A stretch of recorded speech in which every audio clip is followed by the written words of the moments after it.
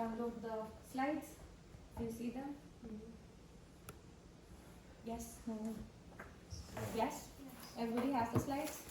I want you to open them and I want you to go through them very quickly so that you get a sense of what we are going to do today.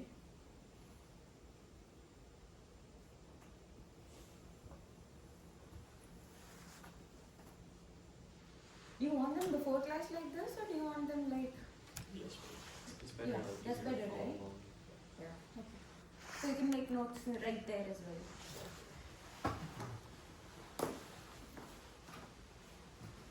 Okay.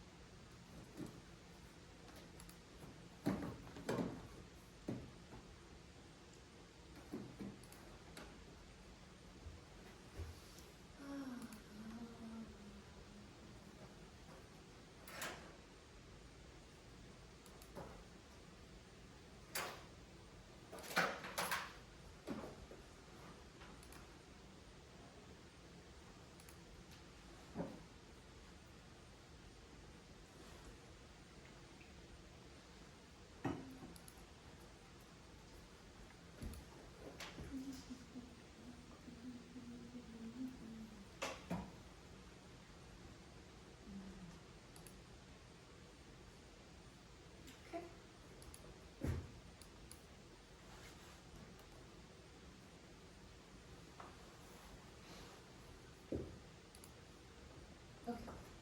So I'm going to use Zoom in between just to do the annotations. We are very hands-on, right? We create our own data set, we get a sense of how we are going to do that. Like what we did in linear regression, I hope you guys understood linear regression much better by actually creating the data set, drawing that, thinking about what we are going to do rather than me just giving you the answer. So that's what we are going to do today as well, with logistic regression. Okay. Do you guys remember the types of problems in machine learning that we went through in our first class? Problems in machine learning based off of the problems to solve. Like regression was solving a problem of predicting continuous values, right? It could give us continuous values. What are the different kinds of problems anybody would want to solve in machine learning, right? I just want you guys to tell me random use cases you think are relevant to machine learning and we'll put them into groups. Yes? You want to start? I'm sorry to put you on spot if you're not ready. Do you want to start though? No. Everybody want to think for a minute before we start? Yeah. Think for a minute and tell me the use cases that we could do, what we expect, based off of problems to solve and not data. We thought about it in terms of data, right? Labeled, unlabeled? Yes? But we also went through it using the problem, which was regression. Decision. Yes. Tree. Exactly. So we want to put some use cases to those problems and we'll see why we need something that we are going to do today. Anybody who want to start? Everybody want a minute to think? Okay, let's take a minute to think about the use cases. When you say machine learning, there are different use cases that pop up in your mind, right? I just want to hear those use cases and we'll classify them based off of the problem to solve.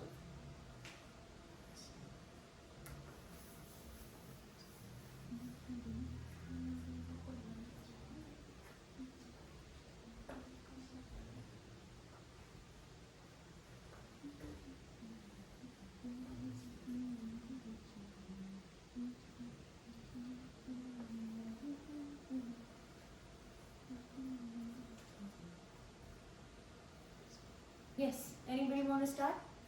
Yes. I think like with predict, like you can use it to predict other outcomes, like your previous outcomes, to help predict other outcomes. So like. Do you want to give me a specific use case? Yeah, well, I know sometimes for baseball they use a lot of algorithms and like they take previous data with certain players and based off that previous data with those players and their matchups, they use it to predict their future matchups in the end. And also like with what we did last week with the housing prices, Yes. we use the predicted price, or we used certain variables to get the predicted price, and then we compared it to the actual price. Excellent. So when you said baseball, there's also a use case where I don't know baseball that well, but I assume it's like cricket. So when somebody has different values like the speed of the ball, how they are throwing it, left hand, right hand, size of the field, what run you're on, right? They call it a run. Bases. Yes, if the bases are loaded, if they are not, all of these are variables, right? Which can actually predict how far the ball is going to go, right? That's a use case. Excellent. So what kind of use case that is? It's a regression use case because you're predicting a continuous value, right? How far, how long, how many meters. It's a continuous value, right? That's an excellent use case. Anybody else? Hey, you can just throw use cases at me, right? That was a pretty vague use case. What do you think when you think about machine learning? That's all I asked. Come. Maybe for like medicine, like you want to like predict based on like existing like health conditions, like history, risk factors, and use that to predict like what kind of care you're going to give to a patient. Right. So could you be more specific in what kind of care? It means that you want to give the patient this injection or not, or something like that, right? In healthcare, basically for your stats. What is the stats you have? Your blood pressure, your temperature, your disease, your pre-existing conditions. All of that is factors to predict if that person. So let's take a very specific use case. You guys know diabetes, right? Diabetes is a very deadly disease where your pancreas stops working. They are not going to produce insulin, right? So what we could do is we could have various parameters like the sugar levels, the blood pressure, what food was intake before prescribing somebody that insulin, right? And then we could come, at the end, we could predict if we should be giving 10 cc's or 10 mg, so I don't know the unit in which they calculate that. But we could say that, yes, we need to give this person this insulin right now to save his life, or no, right? In healthcare, there is something called as a VBAC score, right? I'm sure you guys don't know that, but when somebody gets a pregnant person, when they are trying to deliver the baby, there are a lot of different parameters to decide if this person needs a cesarean or it can be a normal delivery, and that is a very huge decision, right? No one doctor wants to do that based off of their own experience, so you need 2 doctors to sign off on that. What is that? That's nothing but checks, right? And when you have something like machine learning model telling you, yes, you have this % of chance that you are deciding correctly, right? Like 97% of chance this person is going to have cesarean, that gives you confidence. So that's another use case that machine learning is used in, but that is another a regression use case, right? Because you're predicting a continuous value, correct? Yes? So based off of all of these different use cases in various different sectors, right?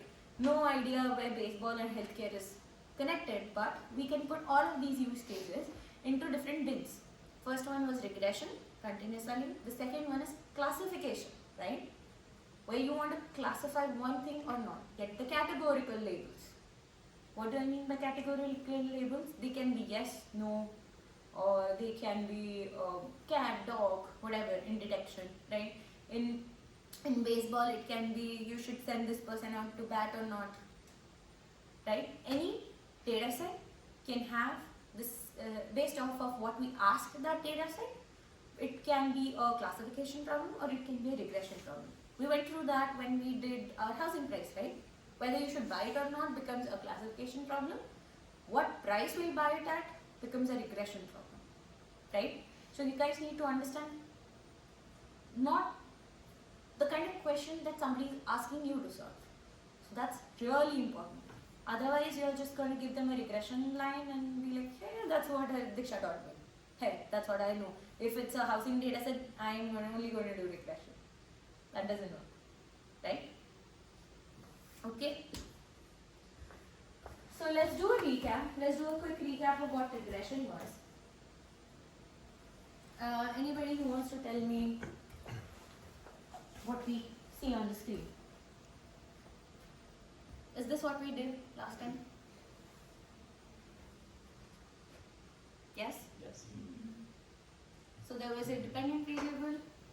with a linear relationship. Okay, don't forget the linear regression means a linear relationship, right? If it is a non-linear relationship, then linear regression does, forgive my words, absolutely shitty. Yes? So there can be one or more dependent variables, one or more independent variables, and one or more dependent variables. When I say one or more dependent variables, I mean using the same set of variables, you can actually predict something else. Right? Does not have to be a same dependent variable always. That's why I say one or more. Right? And when I say one or more independent variables, we did that example of in one dimension it is a line, in two dimension it becomes a rectangle or square, right? And in three dimension it becomes a cuboid. So what does that mean? As you add variables, as you add another dimension to your feature space, okay, so what we were talking about is called as a feature space. Okay, what we were plotting is called as a feature space. Why is it called a feature space? You're plotting the features. So it's called a feature space, right? Think of it like visually, if you close your eyes, think of it like a 3D graph page. We're going to plot points, okay? Not necessarily 3D, because if it has 3 variables, then it becomes 3D, right? But if it has more, then it has more dimensions, and we cannot visually think about more dimensions because we are 3D beings.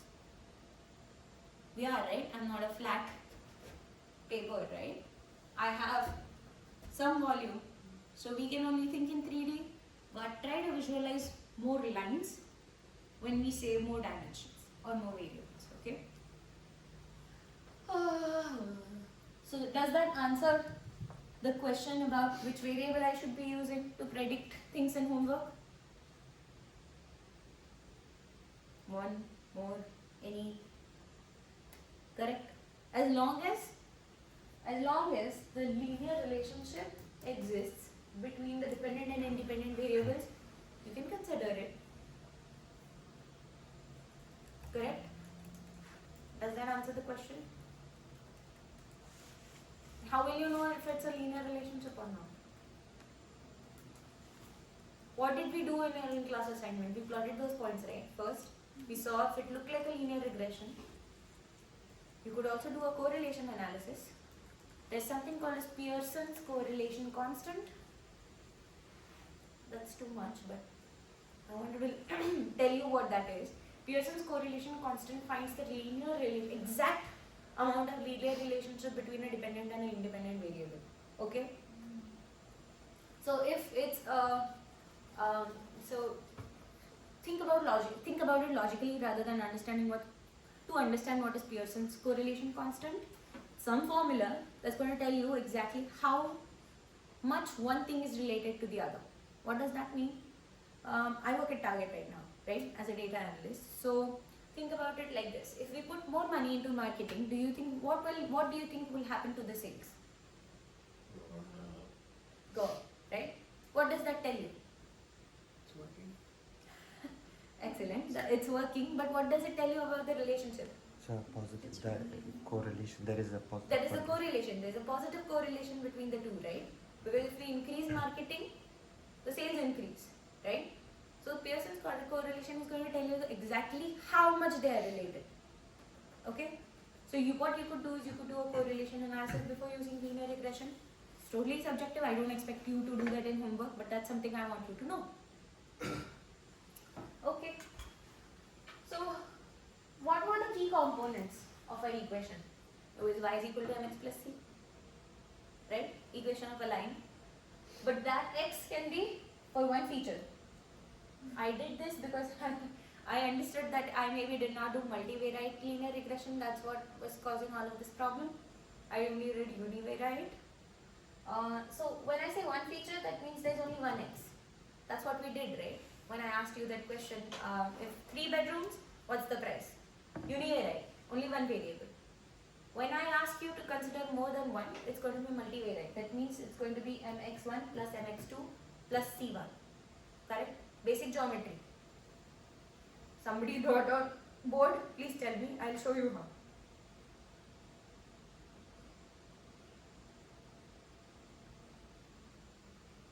show you.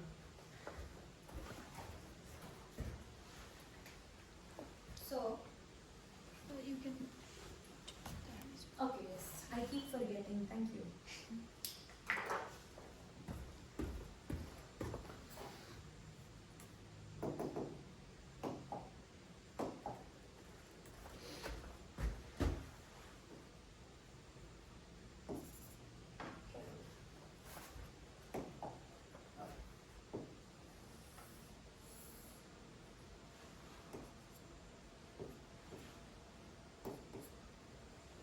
Univariate, that's what we did, right?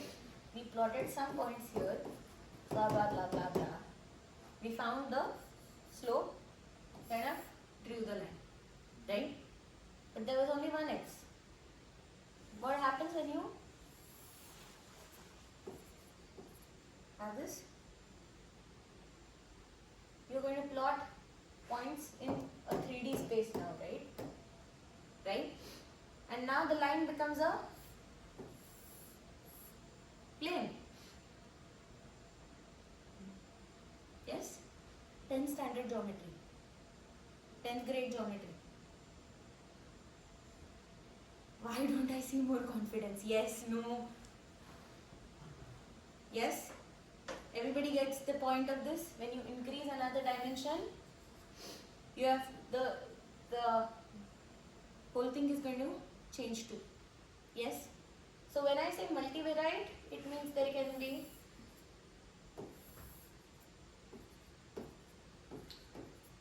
correct? But because we are 3D beings, I don't know how to plot that. Because our world is 3D. Right? But the feature space is not 3-dimensional. It is equal to the dimension of the features. That's why it's called a feature space. Yes? Everybody understand this? Yes? So that's what this is. Right?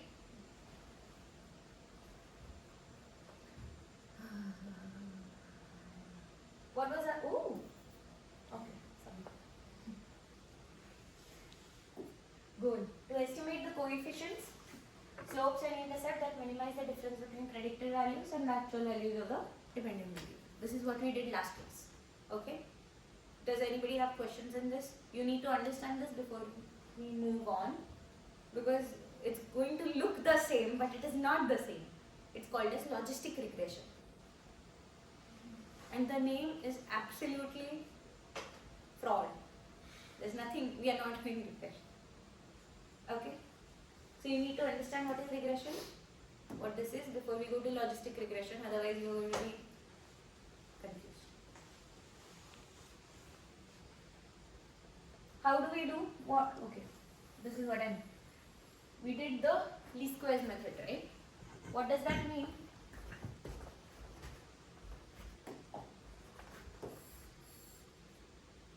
In 2 dimension, if this was our line, these were our points. Some of them will be on the line because excellent fit.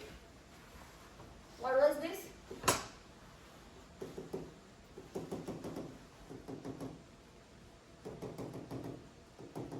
What was this?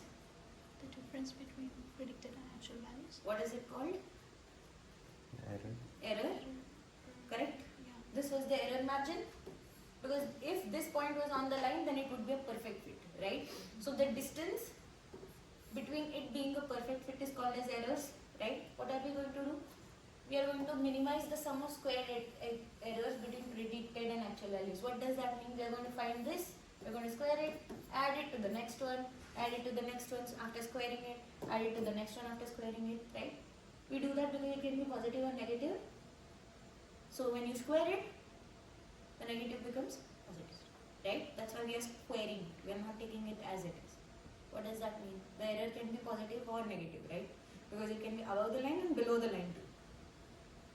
So when you square something, what is this? What is the answer to this? Positive 4. Positive 4. Right? But if you consider this, it turns out wrong. Right? But if you do this, as 1 square is 1,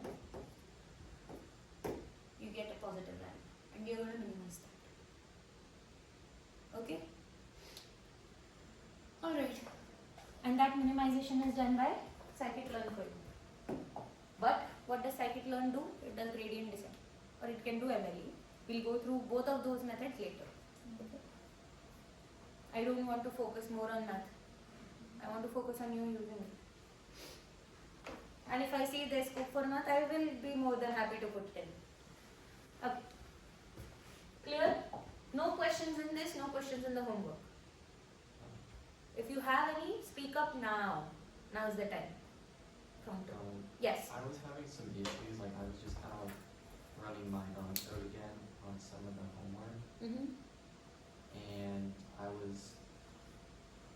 it was something like when you, in the class assignment, you kind of did something where like we dropped certain Yes. variables when they're NA, or like when there was nothing there, and we replaced them with, I think, just true or something like that. Mm-hmm.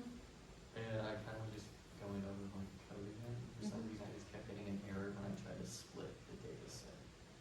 So I don't know if I'm like, Did you use the scikit split? The 80%? yeah, like you did the test size, and you did the train size. Yes. You did the test for like 20 and you tried 80. Uh-huh. I don't know if I just did something wrong because like I did it a couple days ago and it was working, and then like today I just kind of ran it again to see. Did you run all of the... Yeah, I made sure I ran everything beforehand, and then it just. The data set gets deleted on Colab after a few hours, so you need to upload it again and The sample data? Oh no, I did that. I just uploaded the sample data again. okay. Because everything before it is running, so I can see all the data frame stuff. It's just whenever I don't know, it keeps saying like I have a value error because the resulting train set will be empty. Yes, so your split means your train set is empty. Did you put... Okay, we'll figure it out. Okay. It's not a big... Any other conceptual question? Please don't be shy. Because if you email me later, I won't have time. I work full time. So now is the time to ask questions. Safe to assume I should move ahead. Okay.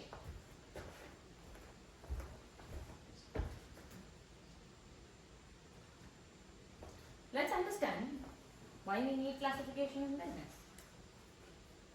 We did go through a lot many cases, right?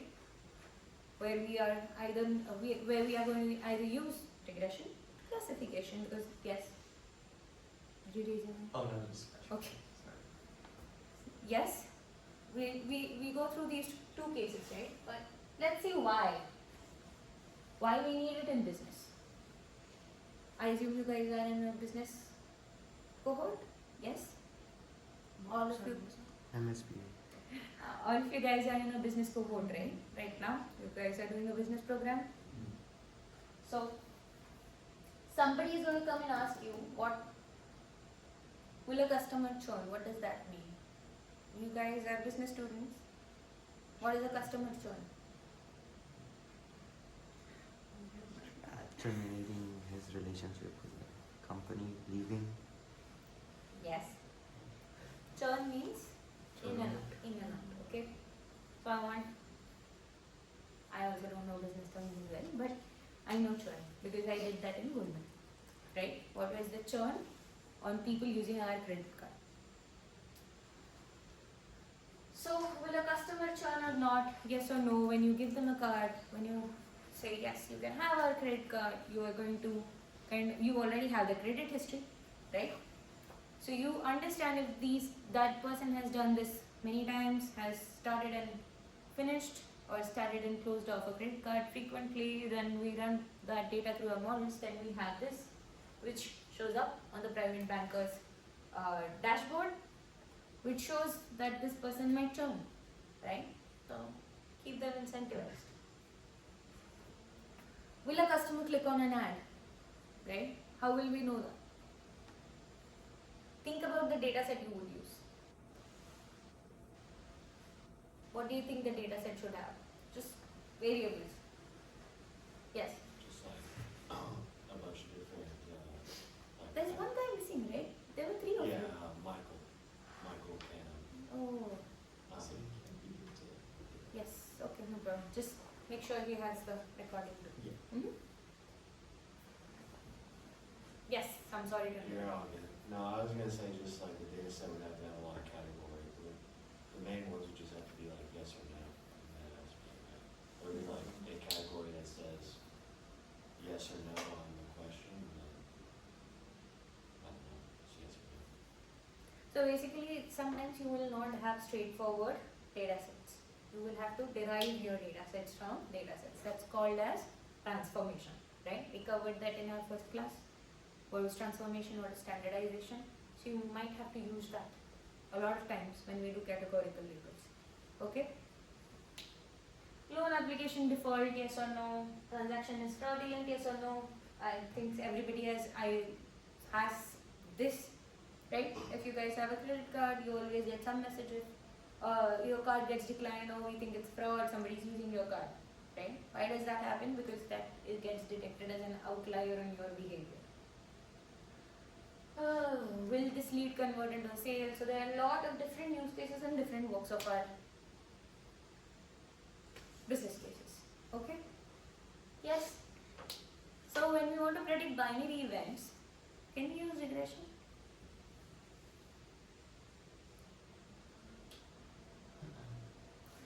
No, because Are you sure? it's not continuous. Or we don't use regression because it is not as relevant?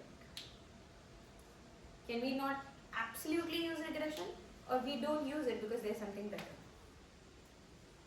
Yes. Yeah, I feel like if you used a regression with a yes or no, like, you'll be able to know pretty easily whether you have a positive or a negative regression, but like, that's not necessarily what you want to see. You maybe want to see like a bar graph of like yeses and nos.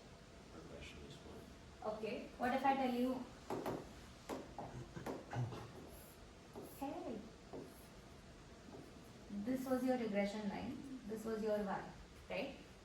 What if I tell you, I can tell you yes or no by putting in a threshold on the y. So if I say that I'm going to imagine a imaginary line like this, the north of it is going to be yes, the south of it is going to be no. Is that classification?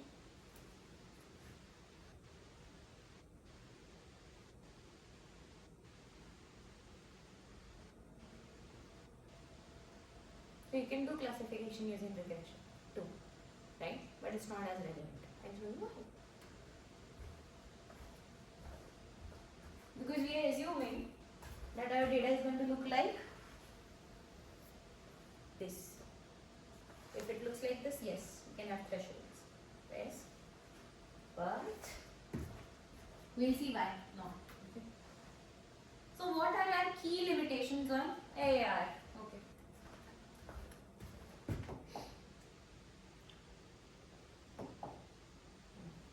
So what are our key limitations on using linear regression? Okay. Why not just keep using linear regression everywhere? I know this one model, I'm going to use it everywhere. So why not to use it? First one, the output is unbounded. What do you mean by unbounded output? Linear regression predicts continuous values from minus infinity to plus infinity, right? You can have any value from 4 million to 200,000, like we saw in our house price thing, right? Somebody gave me an outlier, I don't remember who, but that was like 2 million. And somebody was like, oh, I want to live in, I don't know, Oakland, so my house price is like $200,000, that's it, right? So, linear regression predicts a continuous value that goes from minus infinity to plus infinity. Classification requires discrete class labels. Linear regression predicts continuous values. Classification requires discrete labels. Okay? So, when I said thresholding, it is possible, but it becomes hard. Because you can't, in cat and dog, how are you going to know what is the threshold if it is a cat or dog?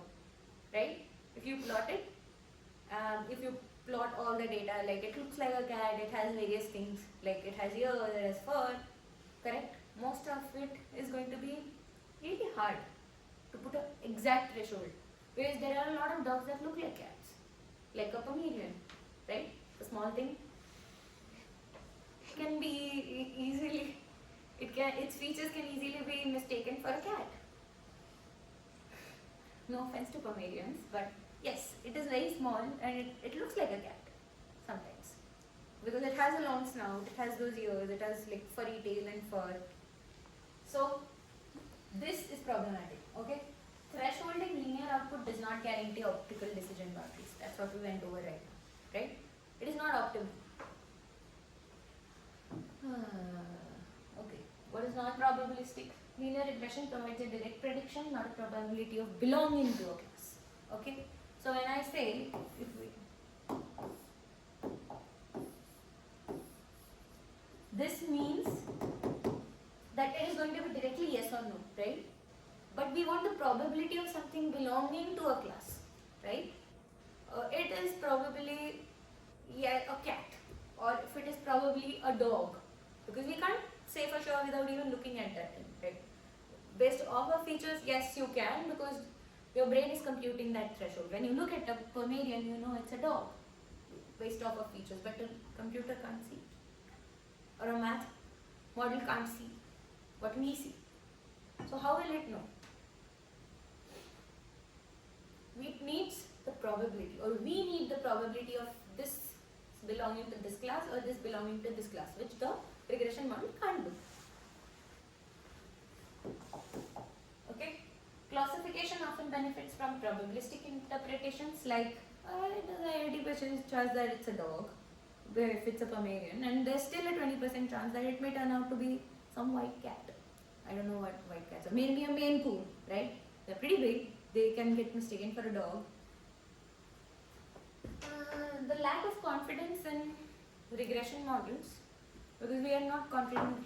Yes, it is 80% for a cat. Sure, it's a cat, right? Logistic regression, logistic regression. It's called regression, but it's used for classification. That's why I said the name is misleading. But something like logistic regression gives you like 80% probability or 90% probability, something like that. Okay, we'll see how. But just understand why we need what we are doing today, even after we have linear regression. Sensitivity to outliers, right? We saw that when we did that. Somebody who has a 10-bedroom, $20 million mansion is not going to fit into the data, and that if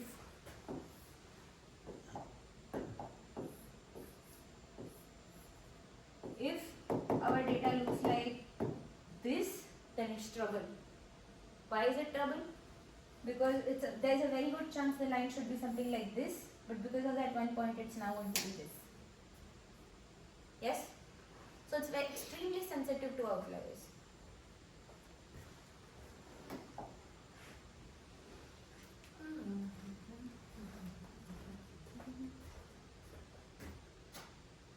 Assumption of linearity. What do you mean by assumption of linearity? Assuming it's a linear regression. Correct, right? When we say that I'm going to use linear regression, we already assume that the relationship between dependent and independent variable is linear. What if it's not linear? What happens then? Linear regression is not going to be able to do anything. It will do something, but it won't be as good, right? It will give you something, but you can't depend on it if the relationship is not linear.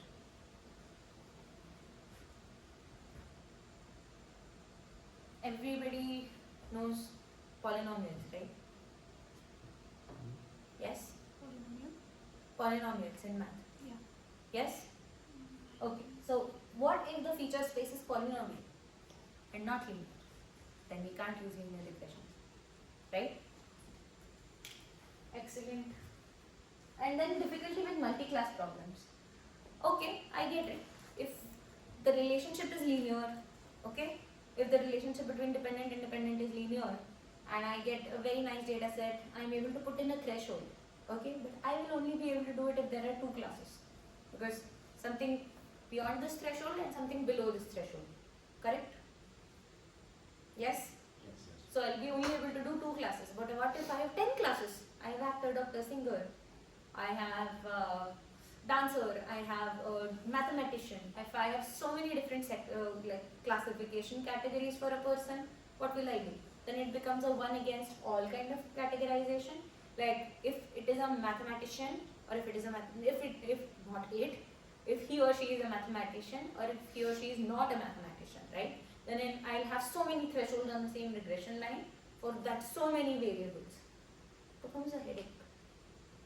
So some very intelligent people came up with logistic regression. What is logistic regression?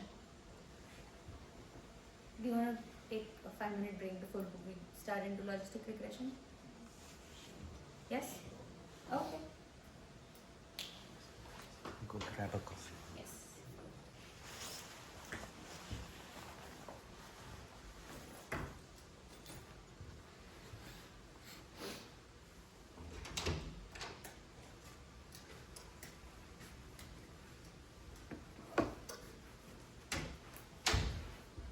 Okay. Are we back? Everybody's back? Let's start. Okay.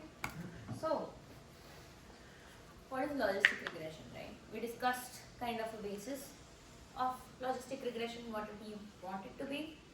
So let's see what it is. Logistic regression is a statistical model that, despite its name, is used for binary classification. Yes? No, we know it's called regression, but it's used for classification. Unlike linear regression, which predicts a continuous outcome, logistic regression predicts the probability of something belonging to one category. Okay, easy enough to understand. Okay, so this is what we did, right? Cat, 80% chance that it's a cat, 20% chance that it's a dog. Yes, that's what logistic regression is going to give you. While regression is going to show you it's a cat or it's a dog, if you put in that threshold. Okay, what will logistic regression tell you? 80% chance of it being a cat to 20% chance of it being a dog.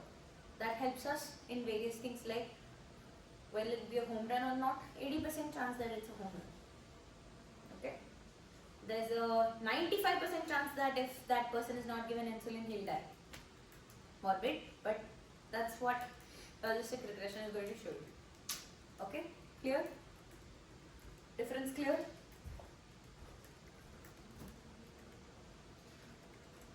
Who has a math background? Basic math background. In 12th grade. I'm not sure if you have math mandatory or not, that's why I asked. No? Yes, no? Somebody knows what is sigmoid? No? Good then. That we have this slide. Okay. So, sigmoid function is the basis of logistic regression. Okay? Sigmoid function is also known as the logistic function. Why is it called a logistic function? Because the probability of it being one thing is called as logits. Okay? Just some extra information. It's known as logistic regression. It's the heart of logistic regression. It takes any real valued number as its input and outputs a value between 0 and 1. Okay? The formula for sigmoid looks something like this. How many of you have taken probability before? That must be there, right? Statistics probability. Yes? Yeah. Yes? So when we write probability like this, what does it mean?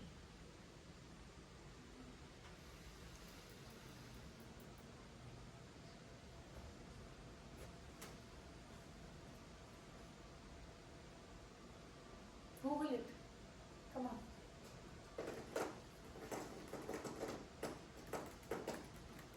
What does that mean?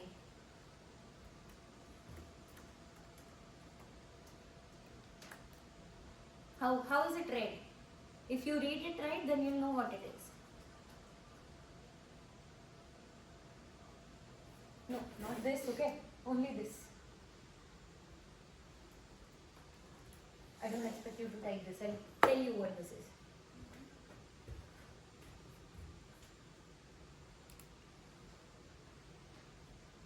When we write probability of something as this, correct? What does this mean? It is probability of x, correct? Where x is a variable. So what is this? What does it mean? Like probability of y being equal to 1 by x? Yes. Sorry? does it refer to the divide sign? Like one probability of y being equal to 1 by x? No. Is that done? No. You want that? Well, just like it's the conditional probability Yeah. that like if y is a random variable, then x could be one, or no? No. Okay. But what you said is correct. This is called conditional probability. Have you guys heard about conditional probability before? Yes.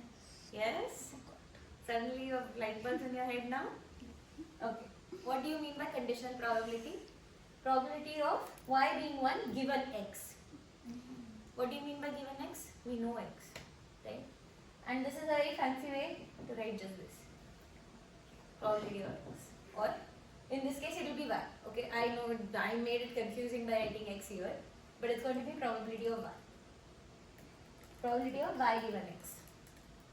Okay? So what does that mean? X is known. That means x is here, right? If you just look at this, what is this? What does it look like?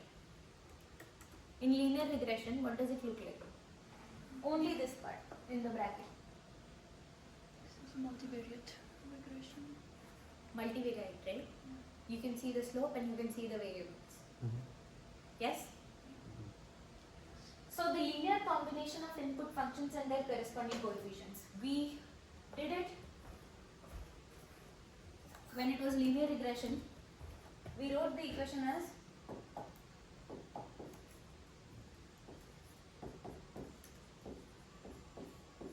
right?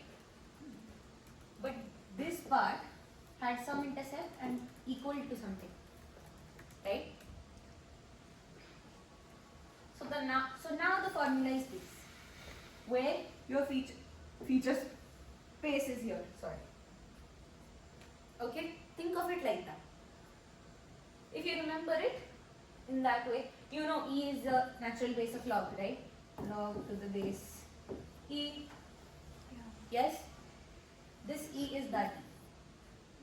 It's approximately 2.1. What is it? 2.71. Okay.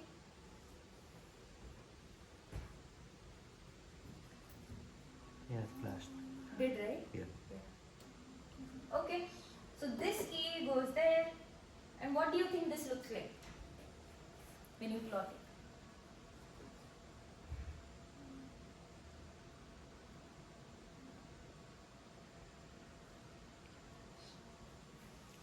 What does this look like? What does y equal to mx plus c look like? Just a line, Just a line, right? Yeah. Why do you know it's a line? because y is constant, like your slope is constantly the same thing. Yeah, but y here is also dependent on something, right? So if you plot them out, it is going to look something like a line because it is still linear, right? It is not polynomial yet. It is still linear, so it's going to look like a line, but it's not going to be a linear line. Okay? So this is still there, right? We don't see any x raised to powers for it to stop being a line, right? What is the equation of an ellipse? You see powers, right, in your x. When I say powers, I mean indices. I'm not sure what language you use here, but when I say powers, it means indices, squares, cubes, right? If you do that, then it is not a linear line, correct? But if it is still linear here, it's still a line, looks like a line, does not behave like a linear line. Easy enough to visualize. When you look at some equation, try to think of it. Try to think of what you already know and try to fit in there. Okay? So, do we understand what is a sigmoid function? This is called a sigmoid function. Okay? This pattern, the formula 1 by 1 plus e raised to the power of your, what is it called, combination of input features, is called as a sigmoid function. Okay? Why is sigmoid so important? Let's see. Did you say that x is equal to 1, like 1 by 1 plus this whole thing, or Yes. What do you mean? Like, x is equal to which thing here? I mean, y is equal to 1 given x, but what is x? X is this, right? When we say x here, we mean that x belongs to may have been 1, 2, 3, right? So what does this mean when we write something like this? One is In math terms, included, when we write something like this, 2 and 3. Would that be a point? no, 2 and 3. No, Answer no, is no, no. 2 and 3.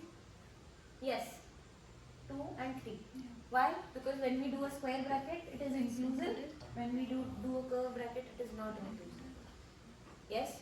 So that means x here is a series of values, right? Because it's that many variables. Mm. Okay? So when we say x here like this, it means a series of values. Okay? Yes?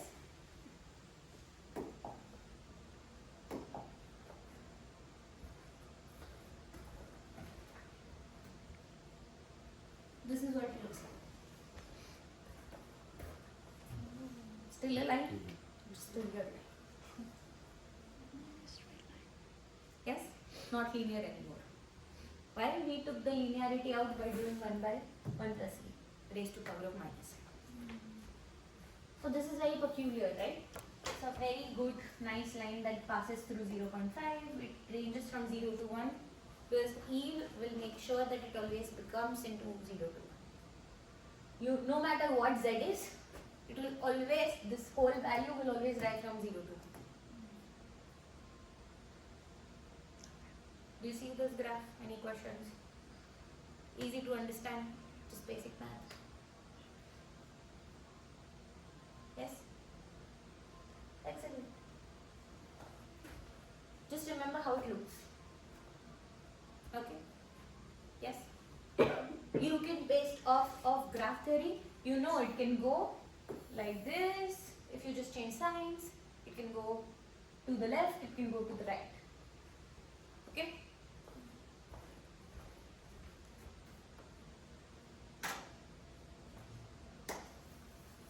Now let's get the intuition for this algorithm. Spidey sense.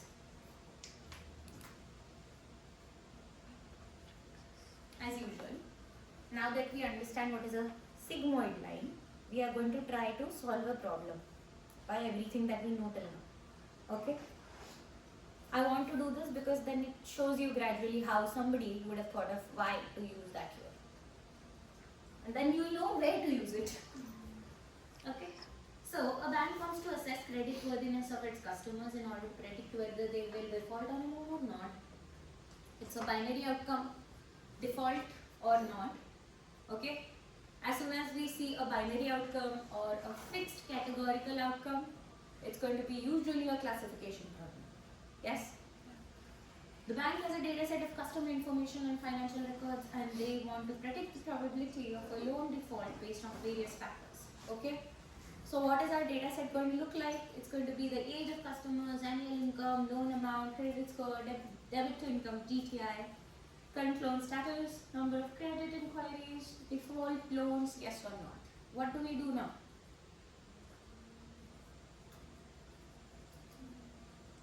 Create our own data set? Yes? The fun part? Excellent, let's do it. So, just note down the column names. Get your pens, paper out, it's time. You have to use a pen. You cannot copy them and make an Excel sheet. I want you to do it on pen and paper because technology will be the death of us one day. Even though I'm using technology.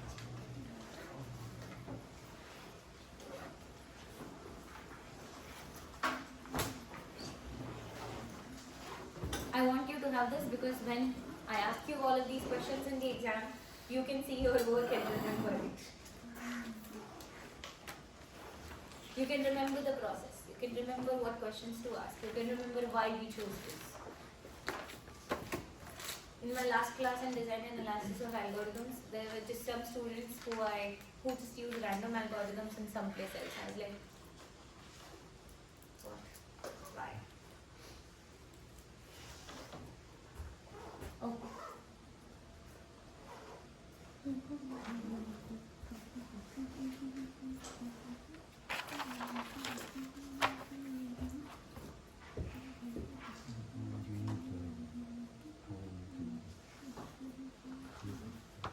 My goal is to start coding at 10:30, around 10:30 or quarter to 11.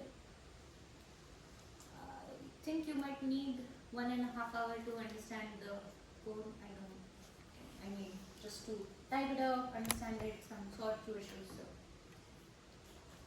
we are going to use code at the end, right? You understand the pattern of the class now. Concept, hands-on, code.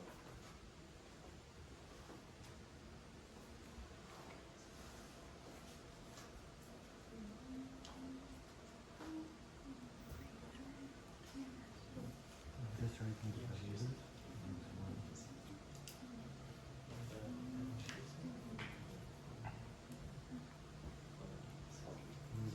As soon as your homework is submitted, I'll release the in-class solution for module 1. Please don't forget to submit your assignments, okay? But I don't know. There's also one important announcement. Start thinking about what you want to do as final projects. It won't be a group project because we have just a bunch of you. So it won't be a group project, it will be an individual project. And I'm going to give you the authority to submit your own case studies. Whatever you want to do, you can do. I don't care as long as you use machine learning algorithm in it. Okay? As long as you use your own brain in those proposals, I'm fine with anything that you do. I just want to see your creativity, your drive, whatever. Okay? So I think I will have the because we have the presentations on 24th of May. You might need 2 weeks to write the code. So I want to say we'll have the proposals due by 3rd week, sometime mid last week of April. Okay? Mid last week of April, around Wednesday of the last week of April. We'll have the proposals for your final exams due. Yes? When I say proposals, I want a problem statement and your approach to solve it. That's all. Okay? Don't go to an LLM and ask, okay, I want a new case study, give me, how should I solve this? Okay, use your own brains. There are a lot of different case studies and use cases in the Bishop book, Mitchell book, a lot of different places on Medium as well. Kaggle is an excellent source, okay? There are daily Kaggle competitions, so you can even have your data set there. HackerRank is also a good idea. Yes? For this, do you want us to make our own numbers for like? No. Just Just provide- copy the columns and we'll get the numbers from everybody. Gotcha. Okay. For the project, Yes. is there like an example you have or something like that? Or even like guidelines for it specifically? Yeah, that's Yes. awesome. Sure.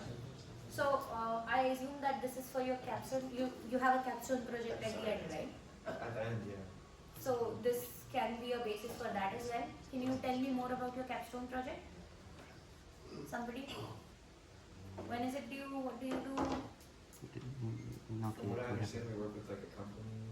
Usually either they hook us up with a certain company and we try to solve a problem that they do have, or we find one on our own. Like for example, our own. If we work for a certain company, we find the problem, we spot a problem, and we try to solve it. Excellent. So it's like a small internship, right? Or do you guys have internships right now? What is happening? Are you guys applying? Yes. Yep. You guys are applying? I'm trying to apply. I'm in an internship. Which one? I work for the men's basketball team. here. Okay. Yeah. Excellent. So what I was trying to say is if you use this opportunity to get a very good project, then it is going to help you interview for internships. Or I don't know how the capstone project works, but do the companies come and choose you? Do you interview with them before you do that? Or are they just assigned to I you? think there might just be a sign, I'm not sure. I they haven't really told us too much about it based on that, but I think you get to pick between the ones that are there. I see. Like you have to Okay. interview with whoever's there. I think you might have to interview because I don't think they are going to come and pick you up randomly. You might not. You might have to interview for an internship. It will look good on your resume. So try to kind of aim or have proposals in such a way that it is going to target your goal companies, right? So if you want to do it for Walmart, do kind of a retail project. If you want to do it for Goldman Sachs, do like a financial project. When I graduated, I was aiming for Goldman Sachs. That's why I had a paper on one-dimensional convolutional network based fraud detection in stock market. Okay, so that's why Goldman liked me, right? Because they saw that on my resume. Oh, that's interesting. So try to formulate all of your projects with your goal companies. And if your goal companies are like top 4, like Meta, Google, just try to be relevant to them. Like Google has Pixel, they have Google Studio, or not Google Studio, Google Store. They have a lot of different products, right? Just try to connect your project to one product for any company, so that when they look at your profile for an internship, maybe it looks good. Okay, so don't think of this project as just something to finish. It might just help you get an internship.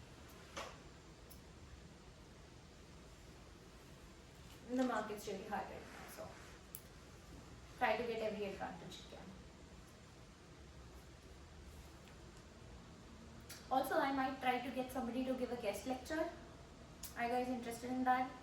That's my friend. He is a research engineer at Google. He has a PhD in just doing in machine learning. So, if you guys are interested in doing a guest lecture, let me know.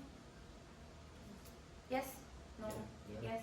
I'll just- I'll try to get him sometime.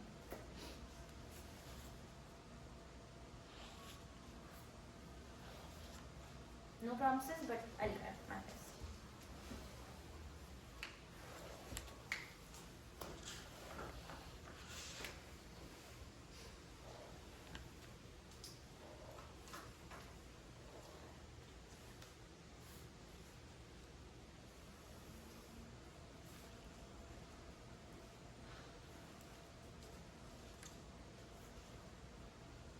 Yes, are we done here? Yes? Let's now start with the Zoom nightmare.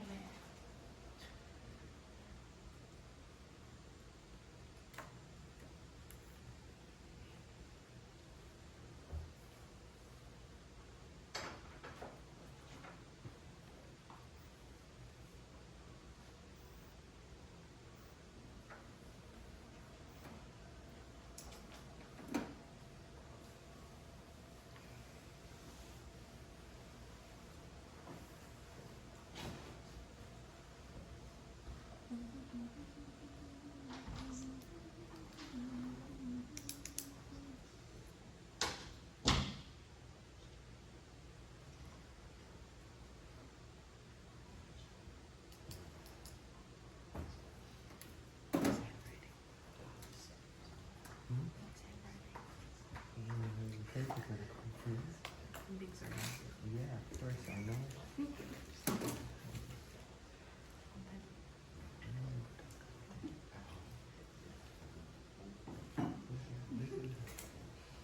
I have not seen anybody offering things like that since I was What? in school, and they were offering this like yeah, when she told me this the biggest thing in grade 12. First of all, I don't have a grade 12. They call it something else. They didn't have that. It's a French Catholic school. I just texted him. He might be available next week. Do you guys want to do that? Yeah, that sounds good. Yes? Sure. Okay. I'll try to get them. Yes? On class or another time? No, in class. Okay, okay, that's good. What is he gonna like lecture on? Yes, that's what I wanted to know. What do you guys want to know? He might just teach you something, or like it's pretty early on in the class, so I'm not sure what he'll be able to teach you. But he might be able to give you an overview of what machine learning is doing right now, where it is going with. He works in Gemini, so he does the Gen AI stuff. right now. So if you guys are interested in that, he could tell you that, what he's working on. If you could ask him questions if you want to get into it. I mean, for me personally, I feel like it'd be interesting to kind of hear just what he does with it, and just Mhm. kind of like maybe how he got started and how he's using it in his like day-to-day role of the company, just kind of, and like you're saying as well, maybe what the future holds with it as well. Yes, okay. So So I it'll think be like 1 hour, 45-minute thing at the end.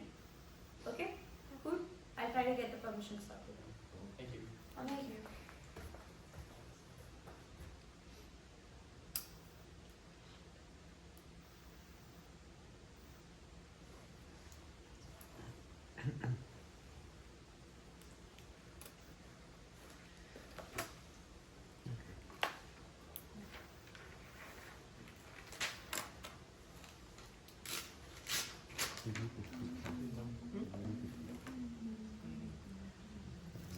After the class, I will talk to you so you can check some of the meetings. No political. Okay.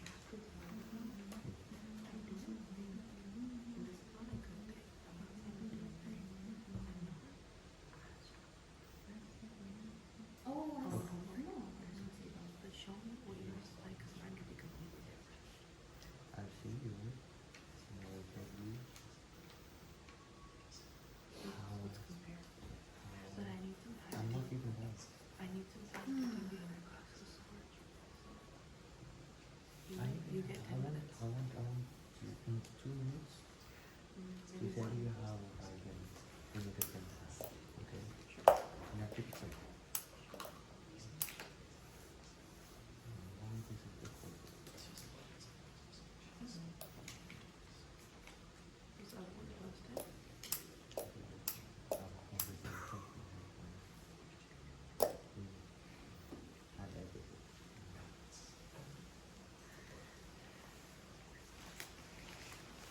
That's funny.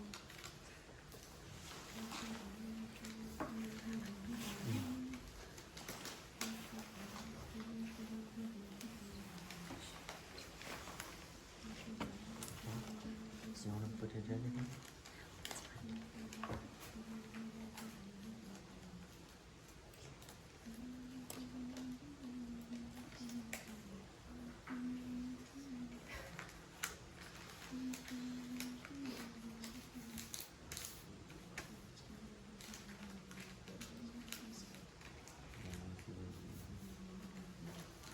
You want to vote? Yeah, let's do it.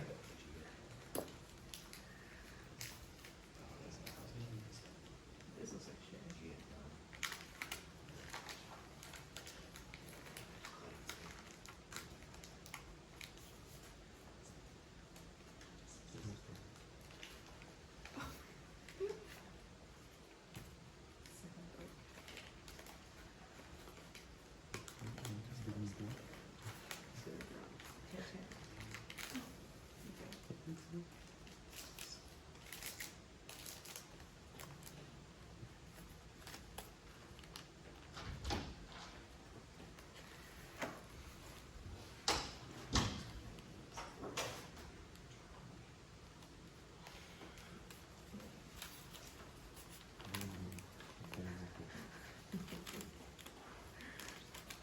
Why does it look Ubuntu?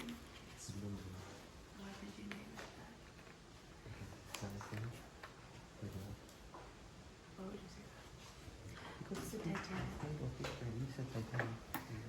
This is where I lock people. This is it. This is don't see. This is our boat unlock. Okay, then we should be room for me. Okay.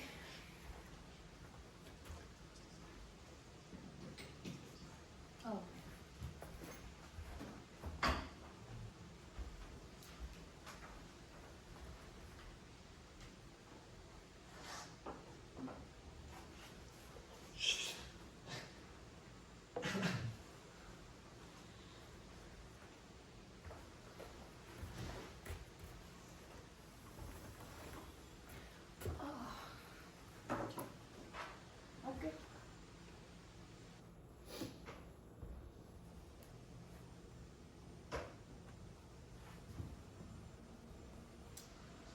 So, I might just have to export.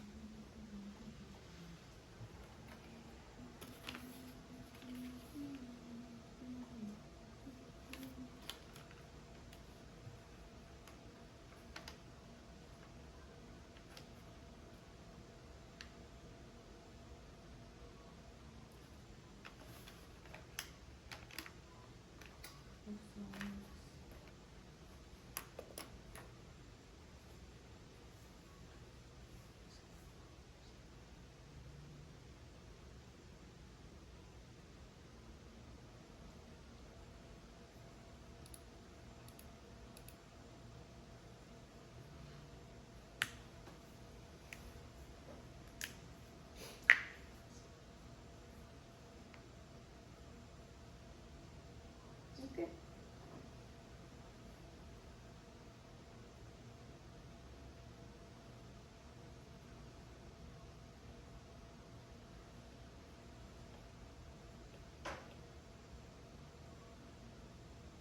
Age, income, loan, credit score,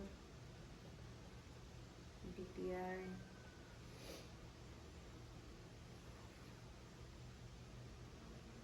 loan. Status. Okay. Yes. It's current loan status. Yeah, I'm shortening it. That's okay. Just skip some, and I won't be able to fit everything. Yeah. Okay. Let's do. What are we trying to find? Default or not, right? So we'll say number of defaults. Okay.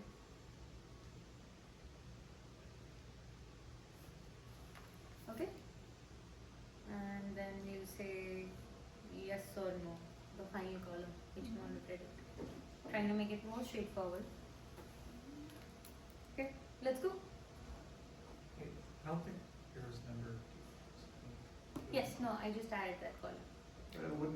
Would it, cause Do you want us to match yours now? Yes.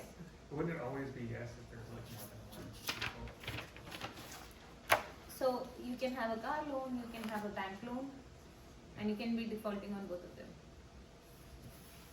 But we're trying to find whether or not there's a previous, what are we trying to, what's the, like, logistic thing, what are we So trying to find? we Yes are or going- no on? So we are a bank who's giving out like some credit card or some bank loans, okay? Can be a house loan, something else. Yes, and then we want to see if the loan will be defaulted or not. So this number of defaults is your past defaults. So we don't need Um, loan Professor? status Yes. and. Is loan and no default, are those two separate columns there? Oh, and I'm so bad at this. Let's just do this.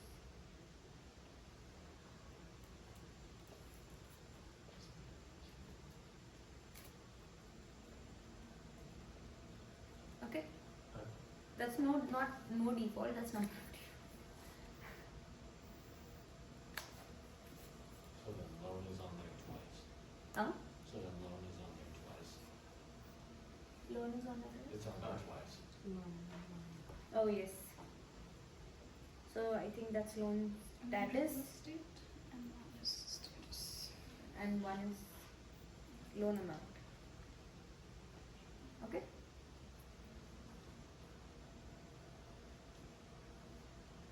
I added a column because I want to show you the regression method as well. No, what? I want to show you the regression method as well, linear regression also. That's why I added a column. So one of them is like, okay, so you're looking at two different, moving around like logistics. Yes. In the same data set, I want to show you two different ways.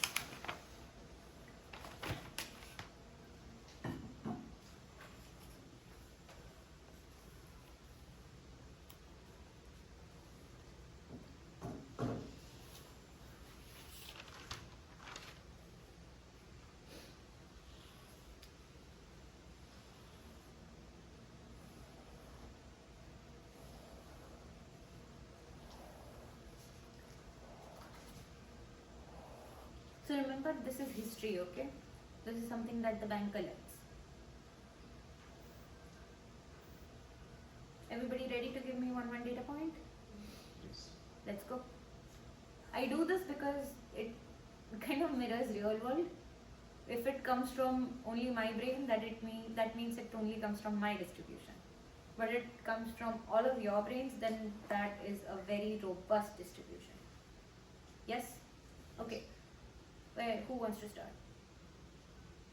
Somebody want me. Yeah, okay, go, start. 25, 25, 200K, 200K. and then 300K. Wow. Is that too small? What are you taking the loan for? 300K? It's a down payment? Oh wait, never mind. We can decrease it. Should we just No, it's okay. Okay. That's exactly why I want to have the data points from everywhere, because then that creates a real world sample. Right. Credit score. 750. Wow. Okay. What is that one? Debt to inclination. Just some random number I don't expect. 30%, 40%. 40%.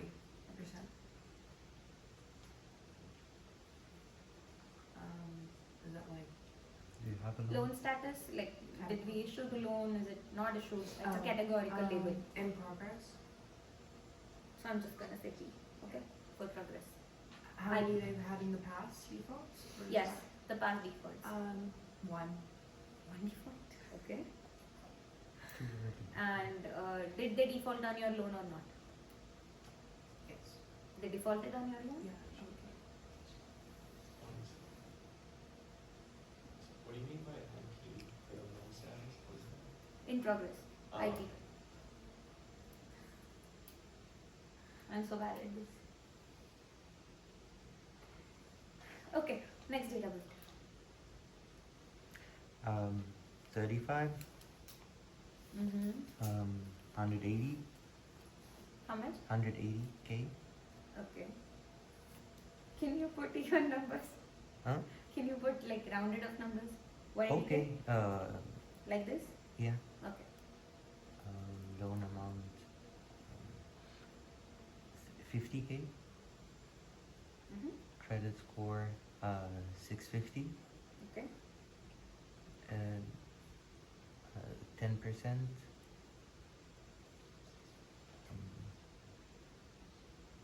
I just have a clarification. The loan status is the loan that I'm requesting or an existing loan? Just to Like when you're requesting. No, so we already requested. This is past data Oh. that we're creating. Okay. okay. So In progress, that means they defaulted, right? So the loan is still open. They didn't pay it off. They defaulted, right? She said yes to default. The loan is still inactive. We just didn't get our money okay, back. okay, got it. Okay, so loan status, I would say completed. Okay. So inactive. Inaccurate? Inactive. Inactive. Oh, yeah. 0 and no. So they paid it off. Yeah. Mm-hmm. Next. 28. Sorry. 28. 28. Yeah. 250K. Okay. That would be 100K. Mm-hmm. Credit score is 700. How much? 700. Mm-hmm. To income ratio would be 25%. Mm-hmm. Loan status would be in progress. Mm-hmm. Number of defaults, yes, 1. Okay. Yes. Mm-hmm. Wants to go next.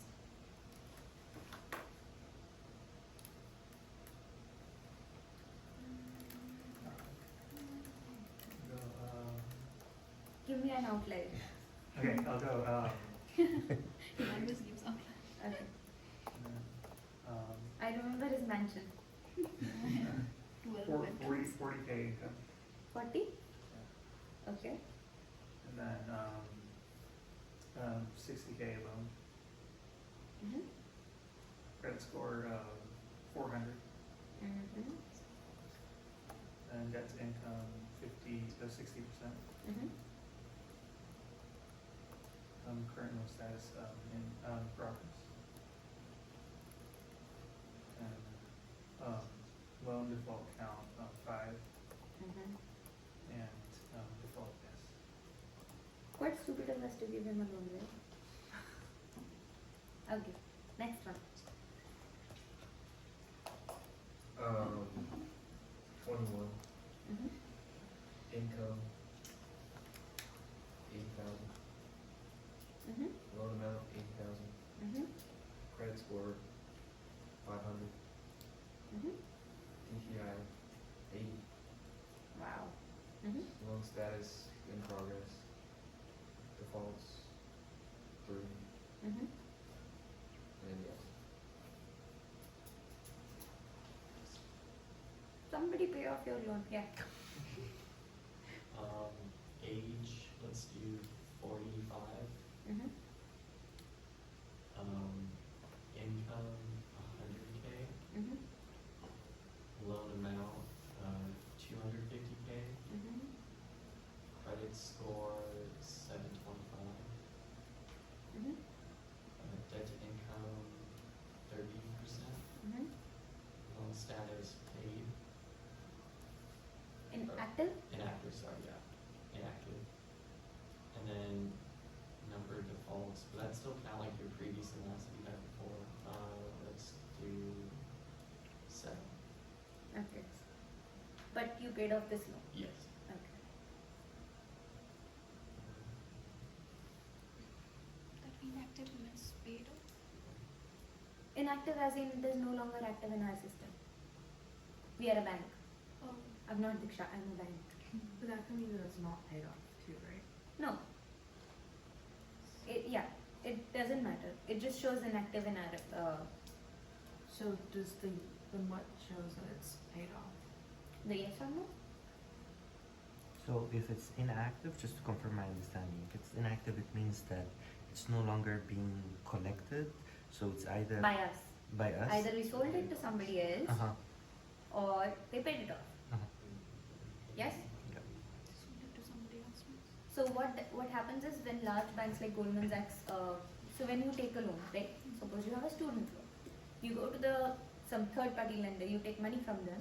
What Goldman Sachs does is it buys bulk loans from little guy, okay, small banks. They sell bundle of loans, large loans, sell it to Goldman Sachs. So now in the junior bank, your loan is going to show inactive, Oh. but it's going to show active in Goldman Sachs network because we sold it off. Yes? I'm gonna go 50, Mm-hmm. income 350K, Mm-hmm. loan amount 100K, Nobody is seeking millions of loans. credit will go 450, Mm-hmm. DTI 25, Mm-hmm. inactive Mm-hmm. 8, Wow. Mm-hmm. loan down.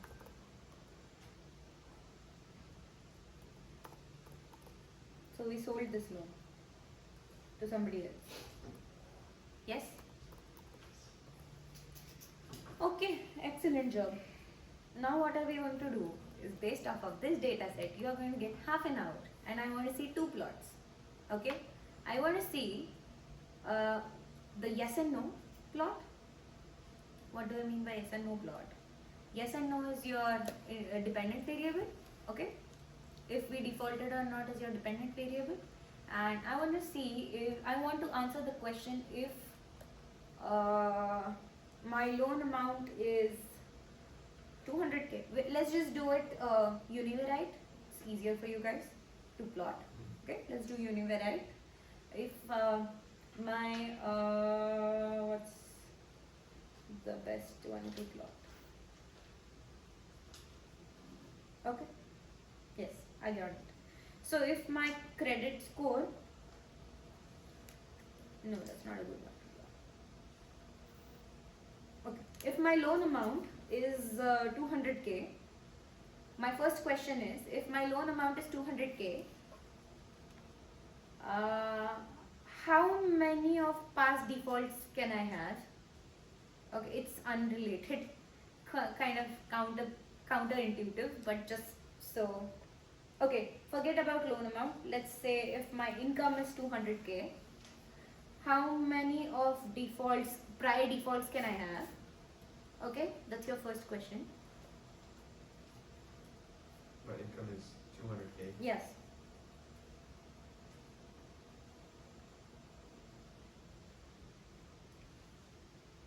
What would be the number of past defaults I can have? Okay. And if my income is 200k again, will I default on my current loan or not? These are the two questions you are going to answer in half an hour. Second one was will I default? Yes. So what was the second question? Will I default on my current loan if my income is 200k?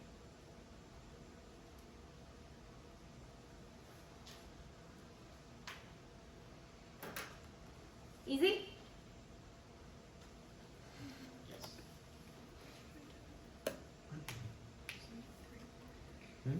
I'll give you can go into groups, okay? It's not individual, go into groups, discuss. So, Please make noise. yes and no. Make some noise. So the two questions are, first of all, the only input we have been given. The income. three on the left side, you can get into one group if you want and discuss. Our income will be 200. Okay? That's a given. I will be back in 20 minutes. Because you have half an The first one is linear regression, Why is it linear regression? because because we're trying to see how we perform, like, based off our trend line or our slope, if you are able to, like, if that amount of defaults, like how many you can have. So we're trying to find what the average is for the defaults. I'm trying to. Why is it linear regression and not logistic regression? It's a straight line. We're trying to fit the straight line between those two. But why do you think it is a straight line? Non-binary. Better. Why can I not use logistic regression to solve the first problem? It's not categorical. It is Or not second one. categorical, but it is dash. Numeric. Why are we using linear Oh, it's regression? continuous? Correct. Continuous, yeah. Why are we using linear regression in the first question? Just because I think so? Because you want to like predict an ongoing. Predict a continuous value, right? Predict a continuous value. Hence it is linear regression. Yes? Do you remember our entire discussion based off of what type of question is asked? The solution will change. Same data set, what was the second question?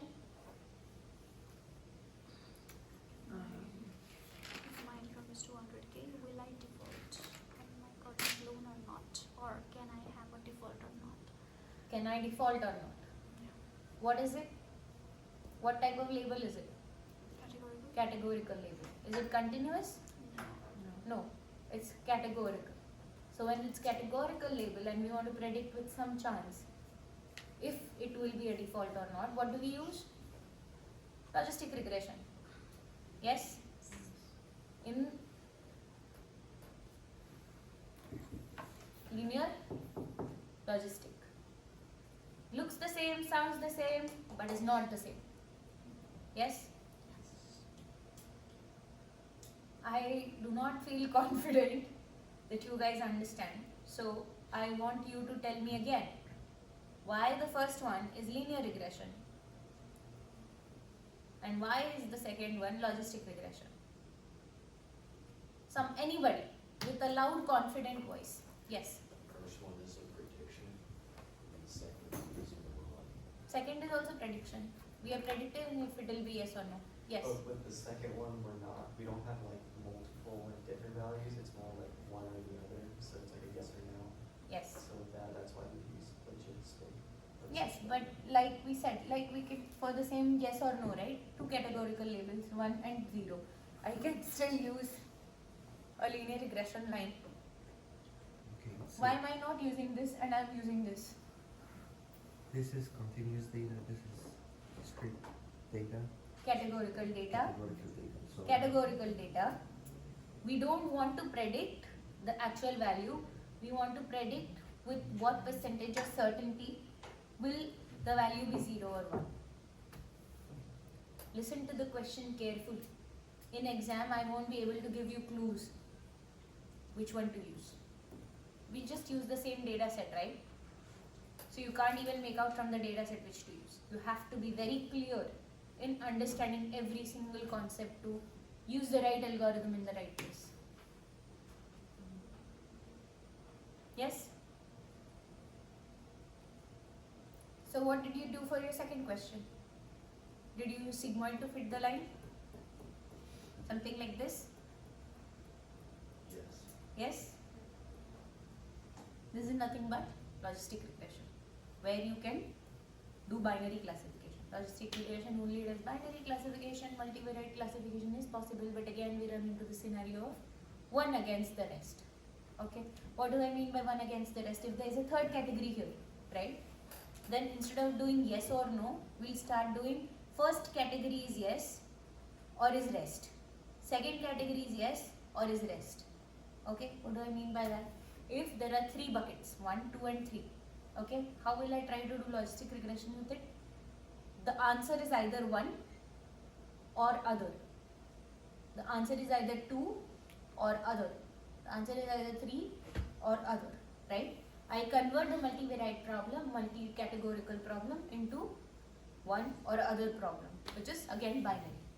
Yes. Can we maybe just go over like maybe how you would go through like maybe number 2 more especially? Because I was a little just stuck on it, just Mhm. on I didn't really know What to do use? as well, or Yes. what to do and what to use. Excellent. Where to draw my line. So- Excellent. Thank you for your honesty. Let's go over it. Okay. For the first one, what were the steps that we always do when a machine learning problem is given to us?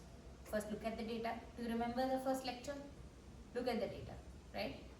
If the problem that is asked has that kind of data, then we are good. What do I mean by that kind of data? Our first problem was to predict a continuous number, right? Then automatically we are going to start thinking about regression. That is our first clue. If we are predicting a continuous value, we are automatically going to start thinking about regression, correct? If we are predicting a categorical value, which is yes or no, then we start thinking about other algorithms such as logistic regression. There will be more. Next week I might teach you SVM, which is support vector machines. Okay? It is also used for classifications and it is building up on this topic. So all of our classes are 1, 2, 3. Have you seen those Russian dolls? They go into each other. That's what is going to happen. Okay, so now to answer your question, the second week I saw that it's a categorical label. It's a categorical label with the probability of saying yes or no. I immediately thought, okay, binary classification, the data is present in yes or no, it's predicting yes or no, that means I'm going to use logistic regression. Okay, that's what I thought. But if I wanted to use linear regression, it would look something like this. Does not fit the data as well. If you remember the last lecture, there can be various lines that go through the data, right? But we try to find the best fit line, the red line, correct? Which will give us the best value. Here, if you look at the line, first of all, it is not going to give us the probability, it is going to give us direct value, which is wrong. Okay? And look at the error margin. This point has a maximum error and it gets squared. So the value increases into that number time. Okay? So this is a bad fit line. This is a good fit line. So it's just to confirm my understanding, I understand that this case is binary, it's a yes or no. Yes, sir. But we pick this option because we have categorical data. Correct. But categorical data can be, example, our assignment, more than a binary choice, can be numerous labels. Exactly. So that doesn't fit, logistic regression doesn't fit that, it has to be a binary option, either yes or no. No, that's what I said, right? If I wanted to do multiple, then I would turn the problem into it is either one or not. When I say one, let's not do one or not, it gets confusing. So I would split that column into a subset of columns where each value is a yes or no. So Think about it like this, okay? If there are 3 buckets, A, B and C, okay. Can I borrow your bottles for a second? I want to show you something visually. Can I borrow your cup? it has, okay. Yes, it doesn't matter. Okay, so these are our 3 categories, okay? It's a sipper, it's, I don't know what this is, what is it? It's a normal water bottle and it's a cup, okay? If I want to classify this, I can either put it here or here or here. That's how our brain understands it, right? But in logistic regression, there can be only 2 options. That much is clear. So even if we have 3 classes to put it into, what I would do is this bottle can either stay with this or with these. Okay? Do you see the switch? Let me just to apply that on the assignment that we have. These 3 cups exist in one column. So These 3 cups are in one column. so before starting to benefit from this data, I have to split them into 3 different columns and define if each is okay. Yes. Okay. Do you see? But why? Because this bottle, if I put it into this category, then I can ask the question if this bottle fits into this category or something else. Okay? I can go here and say if this fits here or something else. Logistic regression will give me the answer to this question. Okay? If I fit the bottle into this or something else. If there were only 2 options, this is easy, right? Either this, if it's not this, then it's this, right? But when 3 options come in, it has to be either this or something else, which may have these 2 options. Do you see why logistic regression is binary classification? I mean, how we can do multiple categories with binary with logistic regression? Yes? Yes? Yes? Yes? Yes? Okay. Thank you. Thank you so much for your bottles. I will return them. No accidents. Thank you. Okay, where were we? Okay, is the difference, the usage clear? Any more questions? Do you want me to go over it again? I'll give you homework again. Today, tonight, tomorrow, sometime. Monday, sometime after you're done with your first one. I'll open that, or I can open it now, whatever. But what I've realized is I won't give you clues this time. Okay, I'm just going to give you a use case and I'm going to ask you a question. I'm not going to ask you sub-questions, which will clue you in to what to use. So based off of that just use case, you will need to select if it's linear or logistic. And give me the answer and plot it, code it. Okay? Yes, yes. God save the people who missed the class.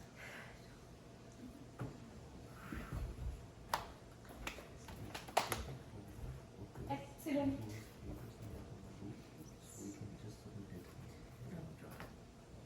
Let's discuss the metrics that we can use. Okay, we are actually at time, so let's not discuss metrics. We'll have a short break and start coding. Okay? Short break. How short?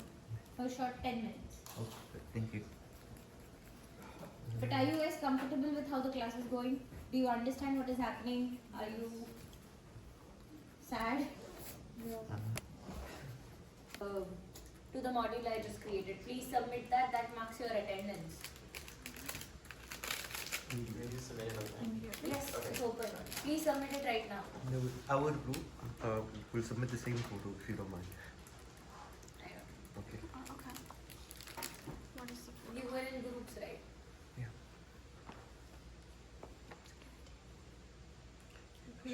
She sent it out, so we'll just use the same.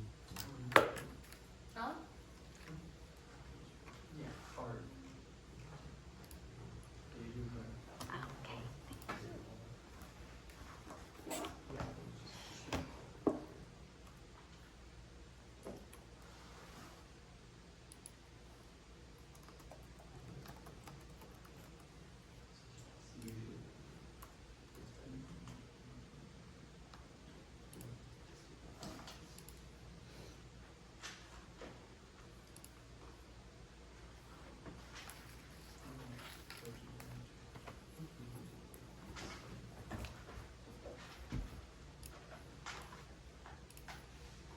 Do you want me to just upload this recording on the module? It's not very professional. Huh? It's not very professional. Like I didn't have clear. Probably I need to do something when I go home just to make it a nice video. Okay. I don't know, but I'll share it with you and you Yes. please. As long as it reaches the students, it's fine. I don't have direct contact with each and every one of us, so That's probably fine. that would be through yourself. Yes. Thank you. But not all students, I just want the two missing ones to have it. I know one of them. Probably share it with them. I don't have direct contact for the second person. Yes. Michael, we can reach him easily, I think. Yes. Michael, You can take, Michael's email. You send it to me, I'll send Okay, it to Hayden, she- Hayden will send it to me. come. Okay, we'll manage. No worries. Okay. What's your name? Taj. Taj. So, your friend is missing, right? Yeah, Michael. Michael. So, can you coordinate with him to I'll- give I'll- him the recording? I'll send you the recording so you can share. Perfect, thank you. Who's missing? Michael. Did he tell you? I think he told me, right? I think he probably would have Ask him. sent you an email or Okay. talked to you or something, yeah. I have a memory of a goldfish.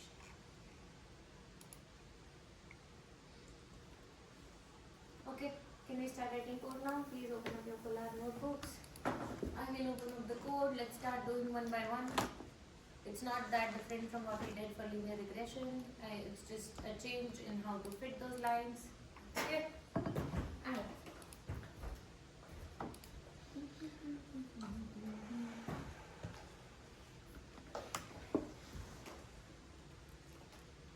and in about 40 minutes we'll go over the metrics used, okay? And you know what? I should actually show you the metrics before that. That's such a bad form. Okay.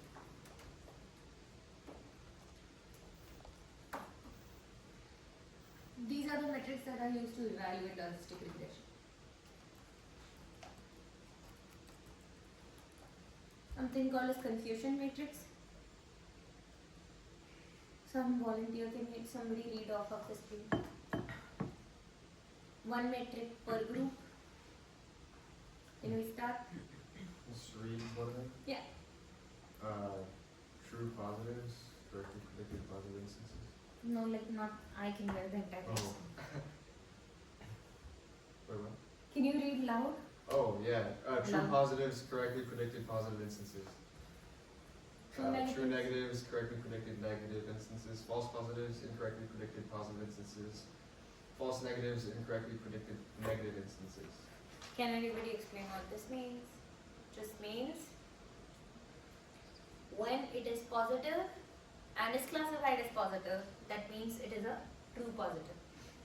When it is a positive, but it is predicted as a negative, that means it is a false negative. Okay? When it is a negative, it gets classified as a negative, it is a true negative. When it's a negative and it gets classified as positive, it's a false positive. I think we have heard the word false positive a lot of times. So that's one. You can use a confusion matrix to see how well your regression is doing. Logistic regression is doing. Not regression, logistic regression is doing. Accuracy, yes, simple. From this, you derive your accuracy. Right? It is nothing but true positive plus true negative upon total. Okay? What is precision? Out of all the instances the model predicted as positive, what portion was actually positive? That means true positives upon true positive plus false positives. Okay? What does that mean? Off of everything that was positive, what are the true positives? It's like percentage, right? If you multiply this by 100, you will understand how much of true percentage was the percentage of the total percentage. Okay. Yes? But just a question, please. So I do understand these comes into play when I'm trying to assess my predictions after the fact, after I have the actual numbers. Okay, so I can use that with the test. Yes. Okay. You can even use, yes, you can use it with test. Test as in the split. Yeah, of yeah, 29. 80-20 test. Got it. Yes. Yeah.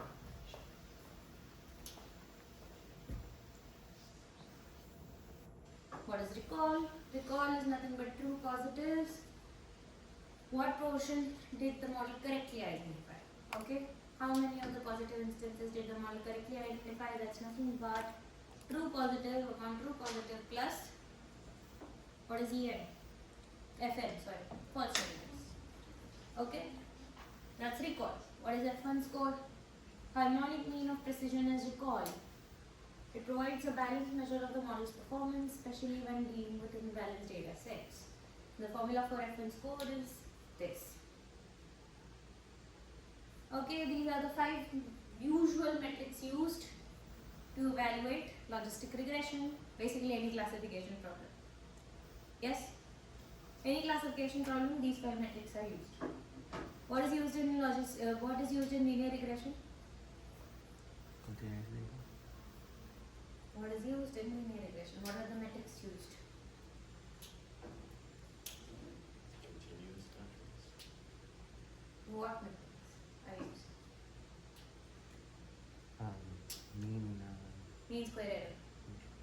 Yes? Mean square error, mean error, root mean square error.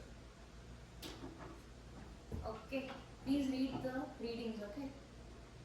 If you just rely on what I teach you, you'll be blindsided in the exam. Please do the readings. They are really very helpful and they are done in such a way that you will be able to write your final exam.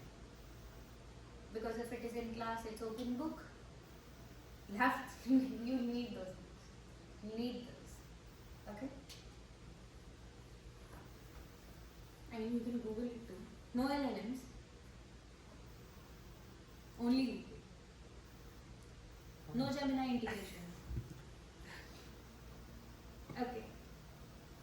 That's right. Let's start writing code.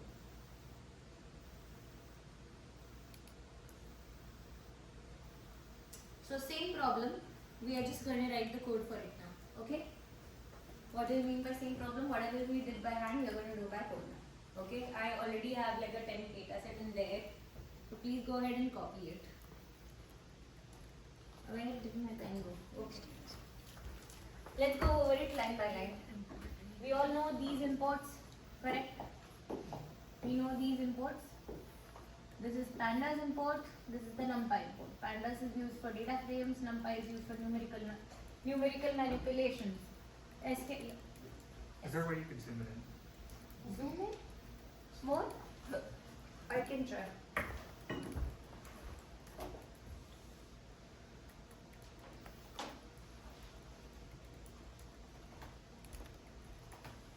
Move the max. It will go as this. Okay.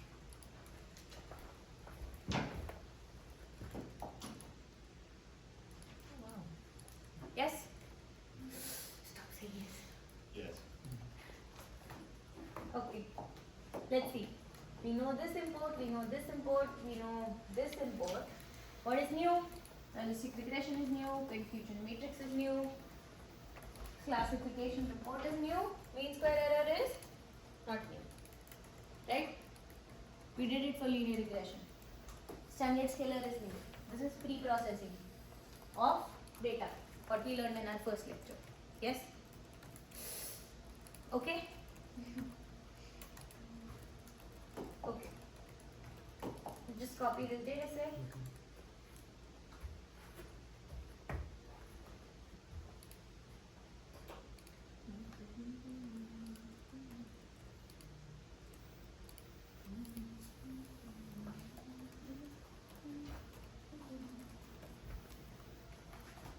Raise your hand when you copy the data set. Okay? If you have Gemini integration with your Colab, it should start giving you the imports automatically. Let me know when you reach it.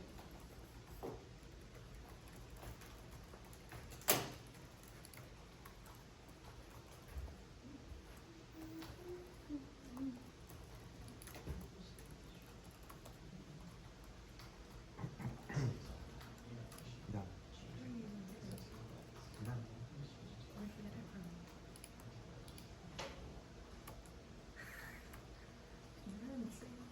Yeah, but I got it. Look at the code.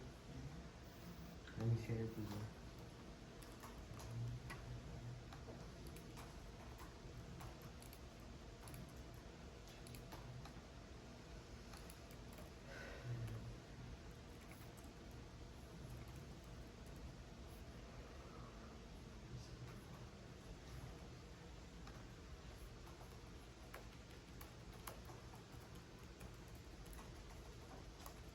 Okay. So what I was saying was you guys should start doing HackerRank or lead code. Okay? Not heavy lead code, just like basic Python stuff. Might help you in your interviews because nobody is going to want a data engineer or data analyst or business analyst with no coding knowledge. Yes? So your tech stack should include Colab, Python, based on you being a BI or a data engineer. If you are a data engineer, you should learn Kafka. Kafka? Doesn't ring any bell. Okay. We'll go over it in our last class meet.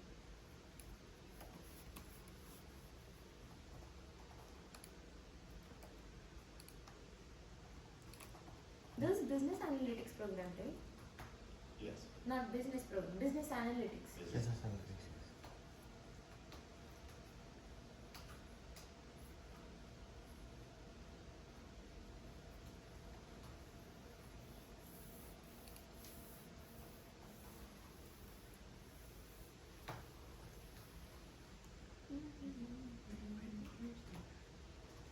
Hmm? Good question. Any issue? Um, Call me to your laptops if you have any issue. did you display That's fine. the data? Well, If you put the computer set, you can upload the data. Did you load the data? Yeah. Did you identify yourself? if you have iPhones, you can just take a picture and copy it of that. Yeah, that's what I did. I'm sorry, what to do? Just copy the code down.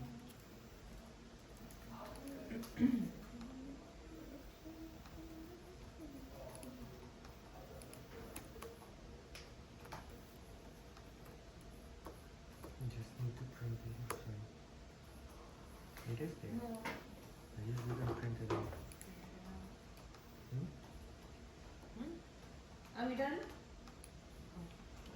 You know what? I'm just pasting the data in announcements. Copy it of them. Easier. I don't know why I didn't think of that. Okay. I have this error, I don't know why. Oh god. Hmm. Invalid syntax Yeah, means I posted it. Did you copy what I sent? What import? There are two import, right? Did you copy No, what I sent? didn't come. From You shared it. Please copy of announcements. Don't keep typing.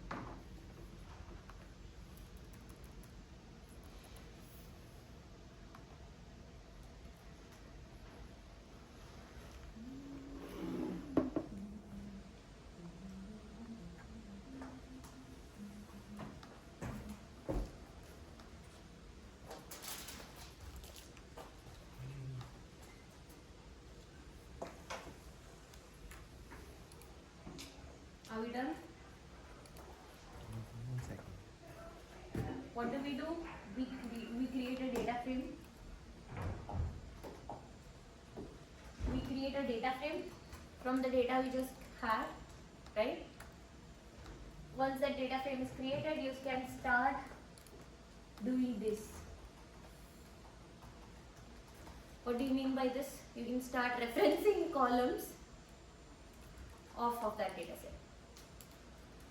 So what are we doing? We are converting the categorical labels that we saw into 0 and 1. What is it called? What is this pre-processing of data called? Encoding, right? This is called as encoding.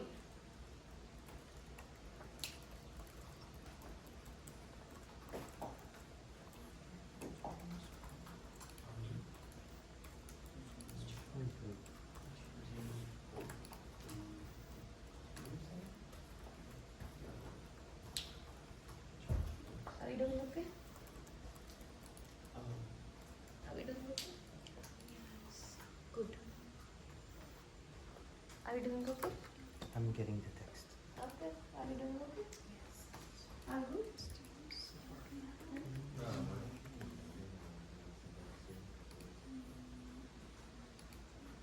Oh, it's not.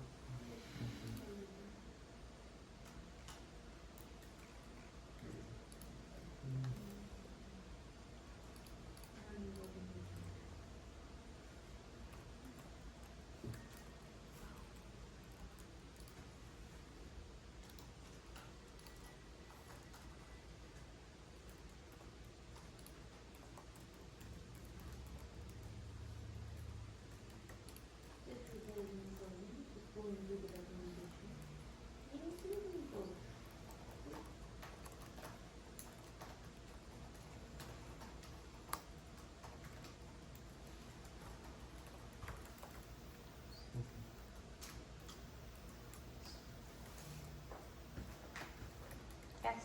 Are we good? What about you? Are we good?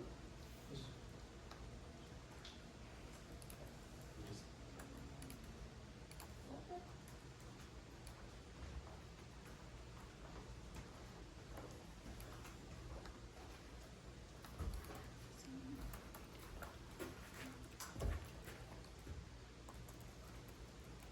Are we done till here? Do we understand what we are doing here? Yes? Yes. Excellent. Once we are through doing that, we'll come here. What is this? We are defining what will be our dependent and independent variables, right?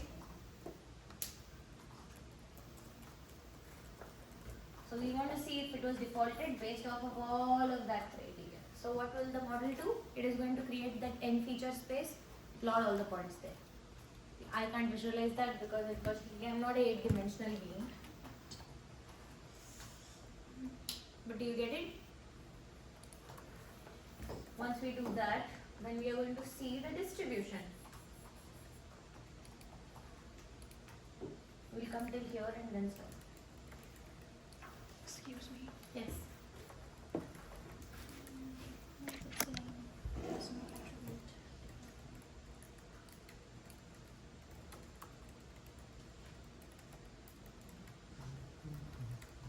F is small. Data frame. The function name is wrong.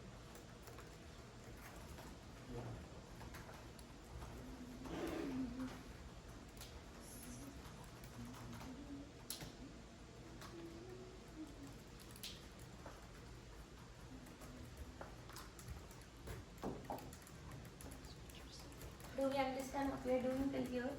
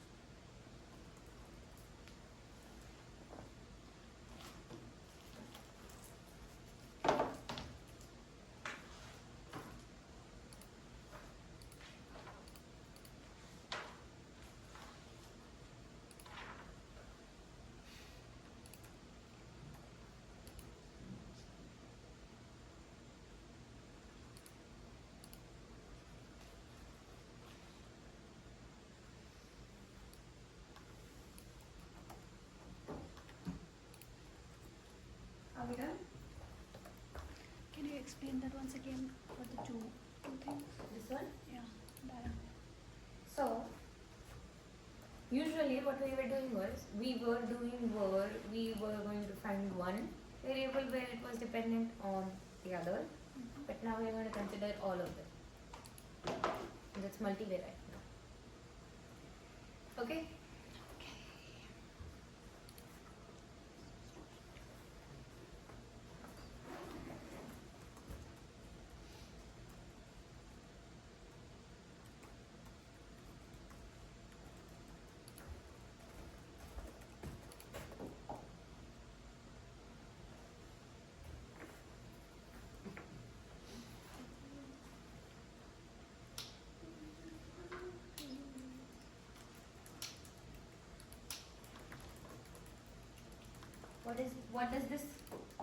What does this do? Standardize the data, right? There's a step in our data processing which is called data standardization. Go back to the first lecture, look at the slides, you'll find that. This does this automatically. We're going to scale our x values so that they're in the same range. Once that is done, we know what this is. We are going to split it into train and test. Pretty straightforward, pretty easy to understand. Okay?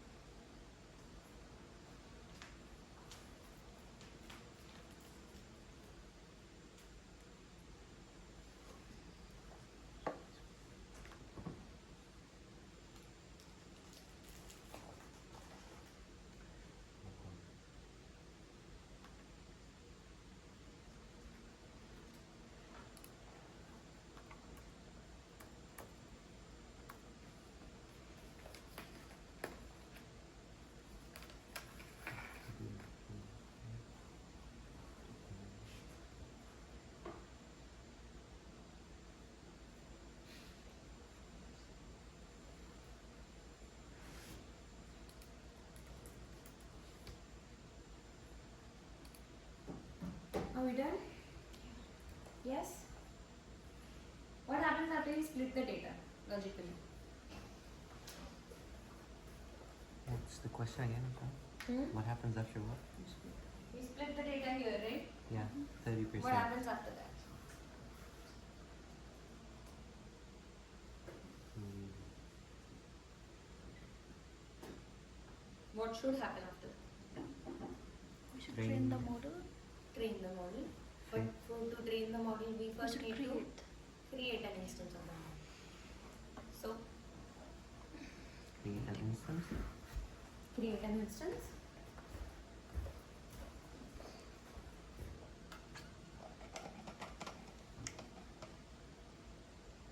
Right? See the distribution of both the sets. We create a logistic regression instance. We fit the model on our trained data. Then we predict it. We predict the amount. for the regression problem now. Okay, but let's just do it here.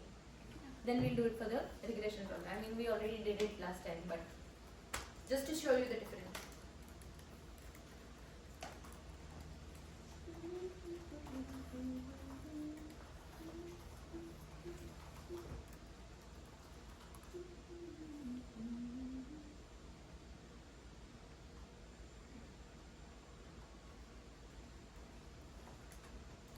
Pretty straightforward code, right? Pretty easy to understand, readable.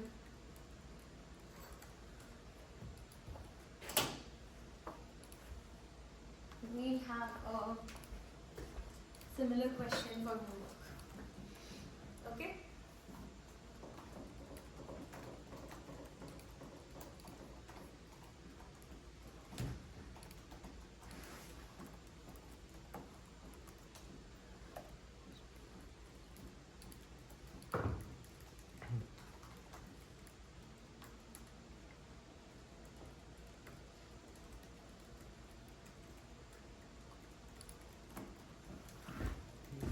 Something of this that you don't understand.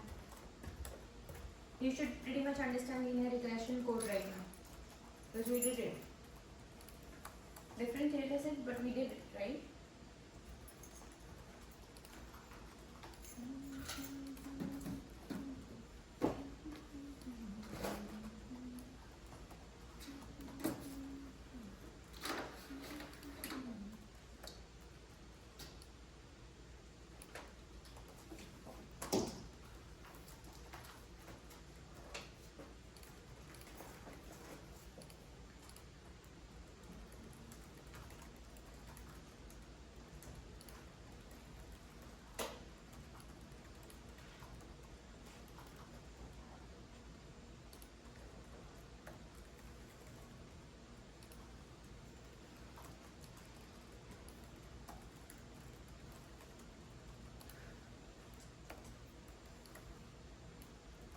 April 19th will be online.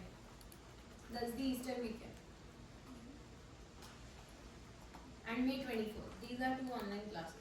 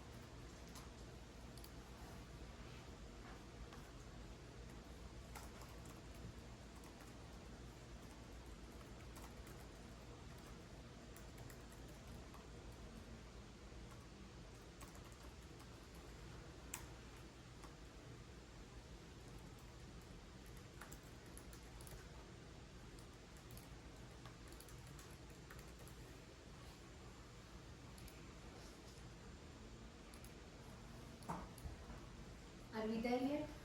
No. Did we finish logistic regression?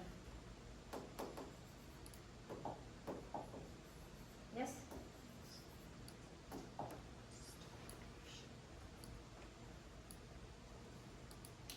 Why do we need to do this? before you start typing, tell me why do we need to do this again? Yes. To show what specific category we're looking for as our dependent variable. Yes. Because we had a different dependent variable for this problem, we need to redefine our independent and dependent variables here. Our dependent variable, our independent and dependent variables were different in our problem above for logistic regression, right? So we need to redefine them, split again, create the instance for linear regression, do that. What do we see? Same data set, two different problems. Anything that you guys don't understand?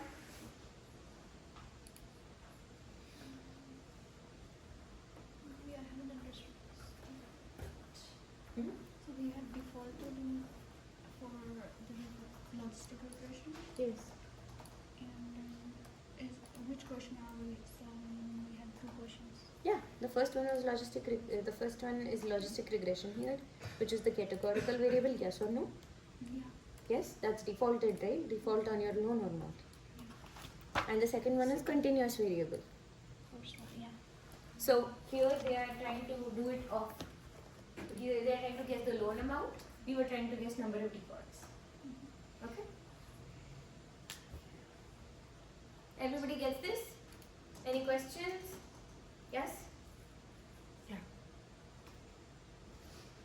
All good? On the same page? Please tell me if you don't get it, because once you start doing homework, it will make you cry if you don't understand. Then you will want to go to LLMs, which I'll catch in a minute. Then we'll all be in big trouble. Then I'll have to waste my time trying to tell you not to use LLMs. Excellent.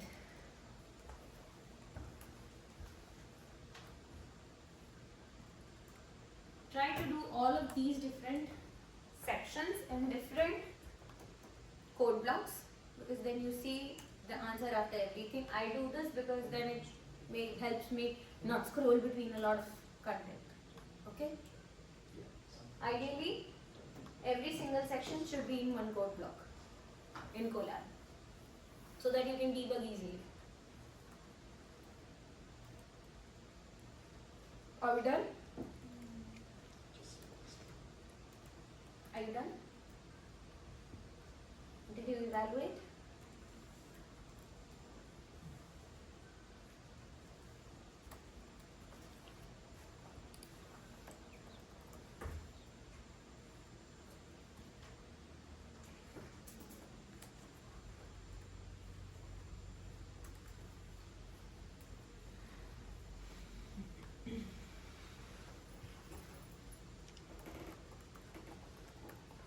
Pretty easy, right?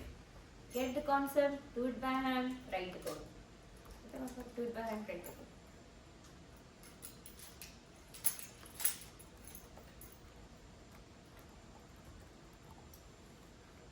Where are we? Are you done? Whoever is done, can you raise your hand? Done, done. That guy? Are you done? Almost? Where are we? Buddy.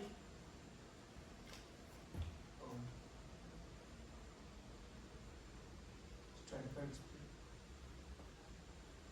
This one? For regression, no? Or for logistic regression?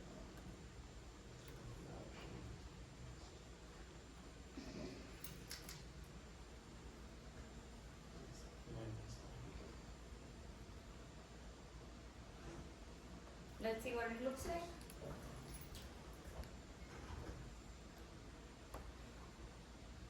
Looks like this, right? Can you go a little bit up? Sorry. Oh, Just not that far. It's just predicting anybody. this?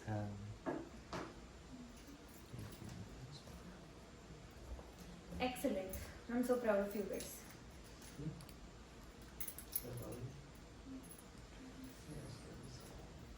Writing something which you don't have experience and takes some time.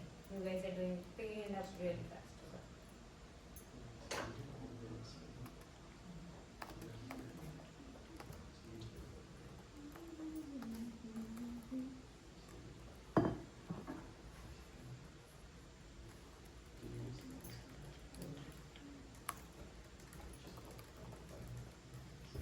we done? Do you have questions? What's happening? I do not have that during my opinion. So I'm just looking at. The class distribution? Yeah. Did you I not have print only it? yes 3-2, but not June. Okay. So see, you might have copied the data wrong or something like that. As long as your functions work, you should be fine. That's what is important, right? You understand what's happening.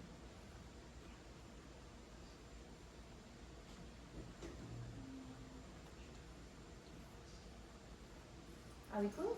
What's happening? Done? Yes. I'm having, when I put in the predicting and evaluating linear regression, I Uh-huh. don't get what you got, I just got Yeah. No, that's way below that. We Okay. get a matrix like this. Same here, lower. Okay, yeah, I got that, thank you.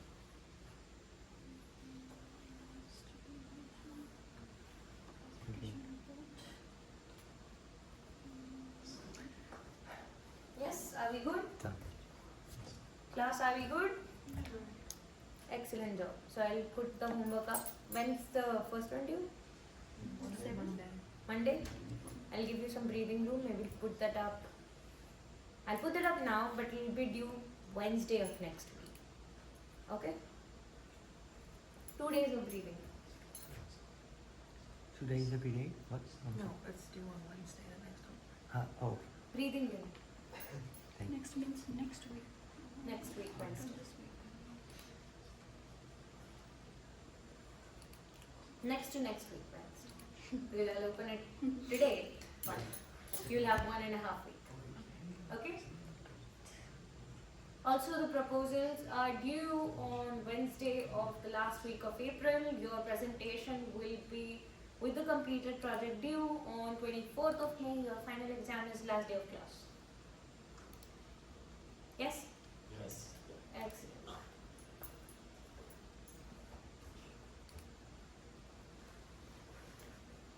Are we done? Can I disconnect now? Yes. Excellent. See you guys next